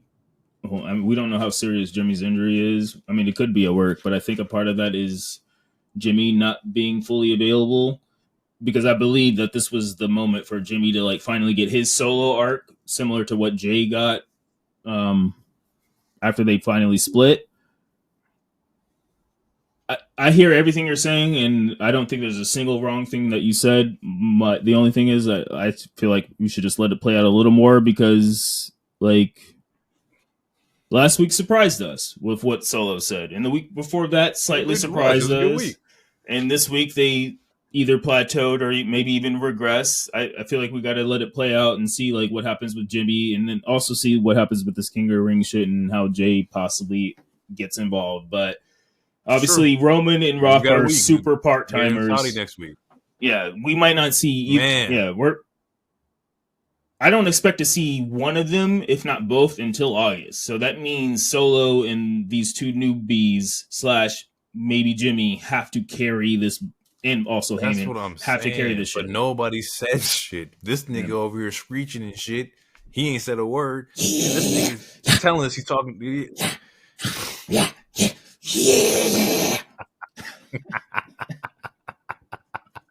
I gotta find that clip. Bro, when I saw that shit on Twitter before, at work, I thought, I literally thought every single one of them was dubbed. It was the internet is fucking with me. This is not what happens. There's no way. And then I watched it. This nigga's getting hyped up. And then fuck. And there's a camera angle that they do before his match with LA Knight. And they shoot it from the high top angle. And you look at him damn, this nigga's small too. So now he's small, walking around making these noises. It does not help the character, bro. Come on. Yeah, I feel it. We get the LA Knight versus Tama match. Yeah, that was fine. LA Knight has a pop-up power slam that was really good, but there's a face buster by Tama that secures the win. Yeah, it's there was no name for it yet. There's no name, but yeah, it's pretty much R-Truth's move, Little Jimmy. Or if you're playing 2K, there's another name for it that I do not remember. But I need to get 2K just so I can go through the moves again. That's how I learned all. I mean, get 2K just so that you and David could have matches. I'm telling you, bro. Online is fun, bro. We could have some triple threats. We could do 3-way tags. It's fun. I saw niggas getting fucked up in the tag team. I don't want to be no parts of that, bro. I'm a GM nigga. We can GM all day. I mean, you could be a special referee versus me and DT. That's fine too. Oh, I'm biased. I don't count. I count slow. That's fine too. Let me get my shit off. That's fine. Okay, where we at? Contract signing with Logan. We got the Logan Paul Cody contract signing. Yes. Promo was good. Cody was addressing a lot of shit that people have said on the internet. You know, he's a tourist. You're not free. Why are you here? Yeah. You got your little spiel is done. You can do a flip. Woohoo, we like you. Yeah. It's time for you to go home now. Yeah, it's time for you to go home. Get out the show. Let me take that title off of you, big dog. You know, let you do your shit. Get that too while on your way out. And Logan, Logan is showing his shit. Like, there's a reason why, even though he's only had 12 matches, there's a reason why this is his second world title match. And it's not only because he shows out in the ring, not only because he's super famous and he could take whatever title or, you know, to his podcast or Prime stuff or whatever, but like, he's really good on this mic. Like, he's really good. Like, Cody, he's really good. Like, he held his own. He did not get overshadowed. Cody still barred him up in areas, but Logan held his fucking own. Like, he was not owned. Like, Logan held his, like, Logan's really good. We can hate him as a person as much as we all want, but if you're a wrestling fan, like, we have to admit that, like, this dude is talented, bruh. Like, he's really good on this fight. What he was saying was really fucking cool. And just like his mannerisms and the way he's playing off the crowd, to where he knows when to take his breaks because the crowd is quote unquote getting to his head and interrupting him. And he knows like when to shit talk them. And he's like, yeah, you're saying the same shit everyone else does. He does some good ass crowd work. And then we get the point where it's like, we got the swerve because we talked about it last week. And I was like, man, I don't think they're going to do the title for title. It wasn't confirmed. Cody was heavily leaning towards it, but Logan was kind of eh. But yeah, we get the swerve to where, yeah, Logan's like, hey, I didn't agree to none of this shit I read. And I got my lawyer here with me.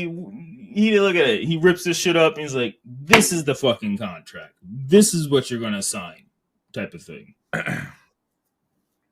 So do we automatically consider this a win for Cody? Because we know damn well Logan's not fucking getting this belt off of him. Is it not a wash because we already know where this is going to where, and I say that in the sense of like, had it been for the double belt, you'd have been like, okay, well, even then we still know that Cody is not losing that, but now you know Cody's gonna have double champion. But then I think also we wanted to get away from double champions. We didn't want to have that situation again. So is it a wash that we already know how the outcome is going to like go? We just are waiting for the finish at this point. I'm going to say no. And the reason I'm going to say no is the same reason that I liked Backlash. It's the same reason that I liked Elimination Chamber. Both those PLEs were pretty predictable. But when I watched them, I still had a good ass time. Everyone still performed really good. It was still a good ass pay-per-view. The crowd still reacted to it. So it's like I didn't expect Cody to lose against AJ, but that match was fucking pretty goddamn good, and I enjoyed it. So it's like, it's one of those things where I feel like we're in a new age enough to where if it's predictable, just because it's predictable, just because the show might be predictable or the outcomes might be predictable, it's not going to make it a bad show if they actually deliver. Like if this happened in 2020, I'd be like, yeah, this is a fucking, like, what's the point of this? Could there be a swerve? Absolutely. Like Logan could still win, and that could still be a swerve, and then Cody could win it back just so they can get a cheap 2-time if they wanted to. They could do that. I don't think they're going to. So in my mind, Cody. Man. Yeah. So in my mind, I know Cody's going to win. So let's just say that in my mind, I think Cody's going to win. That's where we'll place my bet. But that's not going to. You knew that Cody wasn't going to lose against AJ either, and AJ and them had a fucking. It was a banger, and I fucking enjoyed the match. Like I didn't, I knew Rhea wasn't going to lose to Nia. That match was still fucking fire. Like all of Elimination Chamber was pretty fucking predictable. That whole card was fire. Pretty much all of Backlash was predictable. We knew Cocoa Butter Combat Club was going to win, but that match was still fucking fire, and we still got to see Jay do some shit that we'd never seen her really do. You know? Okay, side note. Logan has been at all the Saudi events. It was the Roman title match 2 years ago. It was Ray last year, and now he's doing Cody this year. This motherfucker has been at all the big ones. Well, yeah, that's because he's an attraction star. You know, similar to like a Omos or Lesnar, or what is the pool? Anywho, yes, good promo from Cody. He didn't get barred up. I feel like it was a very even exchange. We didn't get the Nia versus Jade match. Oh, real quick, I would say, real quick, when Logan brought up the whole like, oh, you're gonna sign this contract, it's only for your title. Nick Aldis said some really cool shit. He did. Again, he's my favorite GM. Not playing your shit. Yeah, he's like, I'm not playing this shit. Like this is some bullshit. Like this is not what we agreed to. Like Nick Aldis was in his fucking bag, and Cody's like, hey man, I know you. Like I seen you in NWA. You know, just calm down. Let me handle this. You're relieved of your duty. You know. So it was cool to see. It's been cool the last couple of weeks to see Aldis get show more emotion because he's been upset with what's going on with the bloodline, and then what Logan Paul has done is like, brand, yeah. He's like, yeah, no. Saying all to say, just like it's cool to see an authority figure with power, but not abuse power, and they're like they're just trying to be as neutral as possible. But then when shit goes down, they're like, oh well, hold on, man. Like it, yeah. Nick Aldis' little bit was pretty cool, but yeah, Cody calms him down. Aldis leaves. He relieves him of his duty. Logan spits some more fire. Essentially, it goats Cody into signing. He's like, all right, you want me to sign this shit? I'll sign it. But, man, you're not leaving here with this title, bro. Like, essentially. So, yeah, and that was pretty much it. And then that's when we get into the Nia Jax promo, which she had a really good promo. Saying, you know, Jade's cool, Jade's strong, but she ain't me. Shit like that. And then we get Nia versus Jade, which, again, was a nice, surprising showcase. We have seen Jade in a light that we have not seen when she was in her previous stint at the other promotion. She's getting better and better. It was some good powerhouse shit. They were trading like powerhouse spots. There's a point in time, there's a point where Nia yells at, because they were in Jacksonville for this show. There's a point where Nia yells at Jade's daughter, "Your mom sucks." No, she doesn't. What sets up Jade for a nice ass super kick. But yeah, essentially Nia goats Jade into hitting her with a chair, which leads to a DQ finish, and trash. Nia wins. Trash. I knew they booked themselves into a corner with this because it was like, how? What do you do?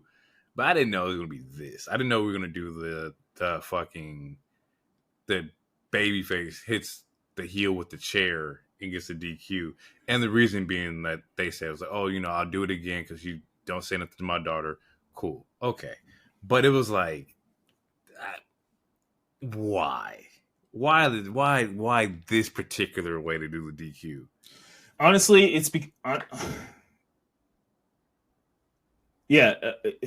having the daughter there makes it more palatable. And another reason I think they did it this way is because I feel like the Bianca match is probably going to end in a DQ, and they didn't want to have both Jade and Bianca lose the same way because I think Tiffany's going to interfere. You can't have Queen of the Ring matches ended in DQ though, like that. I get it because it's still like you still part of the tournament or whatever, but it just feels like a slight like blemish to me, not to anybody else, but just to me, it just feels weird. No, I understand that. My last counter is just to be fair. It's the only DQ in both tournaments thus far. True, but it's also it's a WWE thing to kind of like help them get out of like tough situations and tough booking. Yeah, no, it's lazy. Like, oh fuck, it's lazy booking. Throw the chair. Yeah, no, absolutely, it's lazy booking. But yeah, it's just like, oh, wouldn't have been that bad had Nia got her first. Nia gave Jade her first like L. Is it too soon for Jade to take a loss? No, no, it wouldn't have hurt her. I don't think it would have hurt her. I think that like it would have been like, yo, like, just come back and get me. I got you this time. Maybe Nia was like distracted the ref and did something, or what? Maybe Tiff had interfered in this match and distracted Jade, and Jade took the roll up or whatever. Honestly, I don't think it's that bad. No, it wouldn't have been that bad because no, I agree with you. It wouldn't have been that bad because Carmelo takes his first loss. Ilja took his first loss. Yeah, there would have been a way to do it. Honestly, I would have used the darter. Also, I would have used the darter as a distraction. Nia throws her into the fucking ring post, and then hits her with a Samoan drop or something. And then it's like, oh, she was distracted because she was trying to protect her daughter or something. Like they could have used the daughter in a different way and not have it in with, oh, the babyface is she's just so emotional. She broke the rules. Yeah, absolutely. Especially when like Jade ain't never picked up a chair yet before. Why does she need the chair? She's Jade fucking Cargill. Like, what? No, bro. Yeah, no. The story they were trying to tell, it didn't come off that good. The story they were trying to tell was, she was disrespecting my child. She tried to hit me with this weapon. I caught it, so I'm gonna hit her with the weapon because I'm just so emotional that I forget about the rules. I agree with you. I agree with you to an extent. Like, no, they could have still used the daughter and book it better to where Nia could have got a clean win. Like, maybe she even runs her into her daughter. So, or there's other ways we could have did this. Yeah, no, I agree with that. But they didn't. Yeah, they just had to figure out a way to do it because they didn't want to give Jade and similar to how we're not going to get Gunther versus Ilja in a random ass King of the Ring match on a random ass Raw. They're not going to give us a random fucking Nia. They're not going to give us Jade versus Bianca on a fucking random ass SmackDown. That's my issue with WWE sometimes. In contrary to like AEW, like AEW's not afraid to give you the matches up front. They're not afraid to give you Kenny versus Daniel day fucking one. Like you don't have to be. You don't have to hog your good talent. Give it to us. At some point, it may not be a thing. You may not be able to give it to us when you want to give it to us. And at that time that you do give it to us, then the superstar momentum may not be the same. You'll never be able to catch the energy that you had the first time going for it the second time. Sometimes you get lucky. Sometimes you don't, though. Like, give it to us, bro. It's okay. It's right here. And your fans are dedicated fans. They love your product. Give them what they want to see. And be cool with it. I see exactly what you mean. I think there's pros and cons to both because, to me, I think there's pros and cons to both because sometimes WWE waits too long. But in my opinion, AEW goes too quickly. Like, there's a lot of dream matches they burnt through just real quick just to have that dream match. And it was like, if you built a story around it, it would have hit a little better. But on the other side of the spectrum, it's like if you wait too long, you can get the injuries or other like there's a balance to it. Like for me, like for example, as great as Kenny and Bryan was, that could have waited another month or so. It didn't have to happen. That didn't have to be Bryan's third match. It could have waited a little bit and built a story to it. It was a fire ass match. It was 5 stars. It could have built to it, but it ended up panning out good. But not all their dream matches pan out good all the way. But you also give me a story and then give me Jimmy versus Jay at Mania, and it doesn't pay out at all. So it's like they don't got a bag though. That's a different. That's a slight different. They ain't got the same bag. It's the story. It's the story. I'm invested in the story. You talking about brother versus brother? You gave me a story for fucking 26 weeks. and it didn't pan out. Now I'm pissed off. I was emotionally invested and got this shit. Shout out to them. I don't have no beef with the Usos, but damn, bro, I'm invested. Or you just give me what I want to see from the jump, yo. Like, there's there has to be an asterisk with that one because we give talked about it before the match even happened. Their bag was not that deep. These niggas have the same 5 moves. And look, man, I just want my plate of food now. I don't want to wait later when like it could be good. I know it's good right now. Let me eat, yo. I'm in the middle. I think there's a balance to it. I think sometimes WWE waits too long, and I think AEW goes too quickly. On some Goldilocks shit, we just gotta meet in the middle.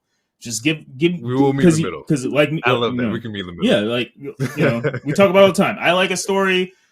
Just give me a small story. It doesn't even have to. It doesn't have to be in depth. It doesn't have to be 3 chapters. It doesn't need to be a fucking chronological like book order. But sometimes, just doing a dream match just to do it is like, oh, I can't wait to see this match. All right, let's just do it next week. To be this like, what's the point? I love that shit, bro. What? Don't stop. I hate it. Don't make me wait for something. Like, I get it. Some things are good with story. Like, I wouldn't have wanted Mercedes to do Willow right then and there. I'm okay with that. But when you got 2 great fucking talents, go ahead. Go. Y'all can do what y'all want to do. Y'all know how to already orchestrate this shit. Go. With Jay, we could have waited a little bit longer. And we have waited because she got signed in November. It's fucking May. She could have had the match with Nia, took the L in some kind of way, and we'd have been fine. Anywho, let's go. All right. We're at the end. Okay, so we are in. Oh wait. Okay, yeah. Jay lost. After she lost, they brawl for like 5 minutes until they get pulled apart. So they both still look strong. It's just that Jade looks stupid. It was bad booking. Jade looks stupid. That is what it is. After that, we get attacked. Theory and Waller come on commentary, which they're doing great. They're glazing the shit out of each other. But either way, they're both actually doing really good on commentary. We get a good tag team match versus Legado with Humberto and Angel versus DIY. Santos and Elektra, they get ejected because Elektra helps cheat, but before they can even like fully leave the ramp, that's when DIY capitalizes on the win with the meet in the middle. So DIY wins, and fucking Legato's like, what happened? Well, you got caught cheating. So after that, we get an AJ promo, and AJ's like, where do we go from here? I lost to Cody. I was this close. I just lost to Randy last week. That's a good question. Where do we go from here? I guess I'll go to walk. I guess I'm going to walk in Aldis's office next week, and I'm going to ask him the same shit. Where do I go from here? So we'll see what that's about. Then we get another backstage promo with Bayley. I don't remember what she's saying, but essentially Piper, Niven, and Chelsea Green interrupt her and saying that it's Bayley's fault that Piper didn't advance in the tournament. So then Bayley's like, I'll fight one of you bitches next week. Probably Chelsea. So that should be good. And then we get the last match, and you're gonna have to take over the last match because at this point I was eating and I was like, I need to go to sleep. I know how it ends. I know how the match ends, but I didn't write anything else down. So. It's Randy versus Carmelo Hayes, and everything was going smooth until that man smacked his head. Mm-hmm. He hit the whole Carmelo licked the hand, smacked the back of Randy's head, and from there it was like you ever play an RPG and you were severely underleveled? Yeah, it was just like that. That man came out and just dog walked him. It was like a welcome to the league moment for Carmelo Hayes. Mm-hmm. There were some spots where Carmelo was showing his shit and whatnot, but Randy was just on old school Apex Randy time where it was go time. You can kind of see he was having fun with it. There was a couple like backdrops to the table. Mello reverses one of the backdrops and lands on his feet, and he's kind of taunting Randy. And Randy's like, "Oh, you want to taunt on the table? Or go ahead, just take this punch to the back of the calf, straight down." Randy was on demon time this match, man. Mello tries to go for a fucking punt kick, which I ain't seen in a fucking while. I was kind of excited about that. Oh shit, you want to punt kick the Viper? Didn't necessarily work that way. this is what sets up the big moment RKO that people seen, where Melo's going off the ropes. He's doing some kind of springboard move, falls straight into a fucking RKO. What Randy fixes his wedding band before he pins him. 1, 2, 3. It's a wrap. Mm-hmm. Dope fucking match. Great fucking welcome to the league moment. Because last week we saw Carmelo was kind of low. He was feeling himself, a little cocky. He's like, yeah, this is what the NBA is about, quote unquote. Nah, you're in the ring with the Viper. It was a good showing by WWE for Randy, and like, Randy still, he liked this, and great job for fucking Carmelo because he sold it really fucking well too. It looked like a rookie versus like a vet. And that's how it's supposed to feel. This is Right. Randy. He's been 20 years in. This is how it's supposed to look. Great match. Afterwards, the Bloodline music hits, and you see Solo, Tama, and Loa come out, and Randy's like, "Oh, now I'm getting interrogated by the Bloodline. Y'all coming out, y'all intimidating me? No, let me tell you how this is gonna go. Next week in Saudi, I'm gonna give you the 3 most dangerous letters, and then we're gonna see how this shit's all gonna play out." Randy standing on business, man. Mm-hmm. Like, I'm excited to see it. Like, just to see where the story goes. Not for the Bloodline, and also just seeing like how you stop Randy and what he looks like now. Yeah. Yeah, I'm still on the that's fence, but I pretty much think it. Randy. I don't know. I'm still on the fence, but I think Randy's gonna win. Maybe Jimmy finally shows back up. And they're in Saudi next week, which is interesting too. Like, they're kind of, it makes sense because the pay-per-view is that fucking Saturday. So like, I just slipped my mind that I forgot that they do SmackDown inside Saudi too. Well, this is the first time they've done SmackDown in Saudi, because usually they, at least to my knowledge, because usually they tape the show before. That's what I thought. Yeah. Yeah. So to my knowledge, this is the first SmackDown in Saudi. And they're doing it how they did the Backlash, where it's like it was in France, the SmackDown was in France, and they're going to go straight into the pay-per-view that following morning. Yeah. It's going to be a very interesting week for sure. Yeah. And them Saudi shows is early. We'll see. We'll see how this shit goes, man. Yeah, man. And Double or Nothing. Fuck. Yeah. All right, people. That was the show. Hopefully you enjoyed the show. A little bit longer. We'll work on it next time, but we had a lot to talk about today. It was a good episode. I love this episode. Yeah. We will catch you guys in the next one. It's been real. We'll see you in episode 18. Yes. Follow us on Monday Night Wave on X/Twitter. Follow Monday Night Wave on TikTok. I'm Heroic Rager on most platforms. Loner Beats. Absolutely. Yeah. Follow us, love us, like, subscribe, share to your friends. Please. If you made it to this far, you got to support. Hopefully. You can't go through 3 hours of content and you not supporting. Come on, man. Yeah. You made it 3 hours of this. Come on, drop your boy a like. Just like your mother. She loves my Audible chocolate voice. Free. Oh, yeah. YouTube is free. Still. Unless you pay for the I would much rather you subscribe on YouTube. Oh, yeah, please. 1,000%. Yeah, but that's it. We're going to catch you guys later. It's been real. We'll see you guys in the next one. Too sweet.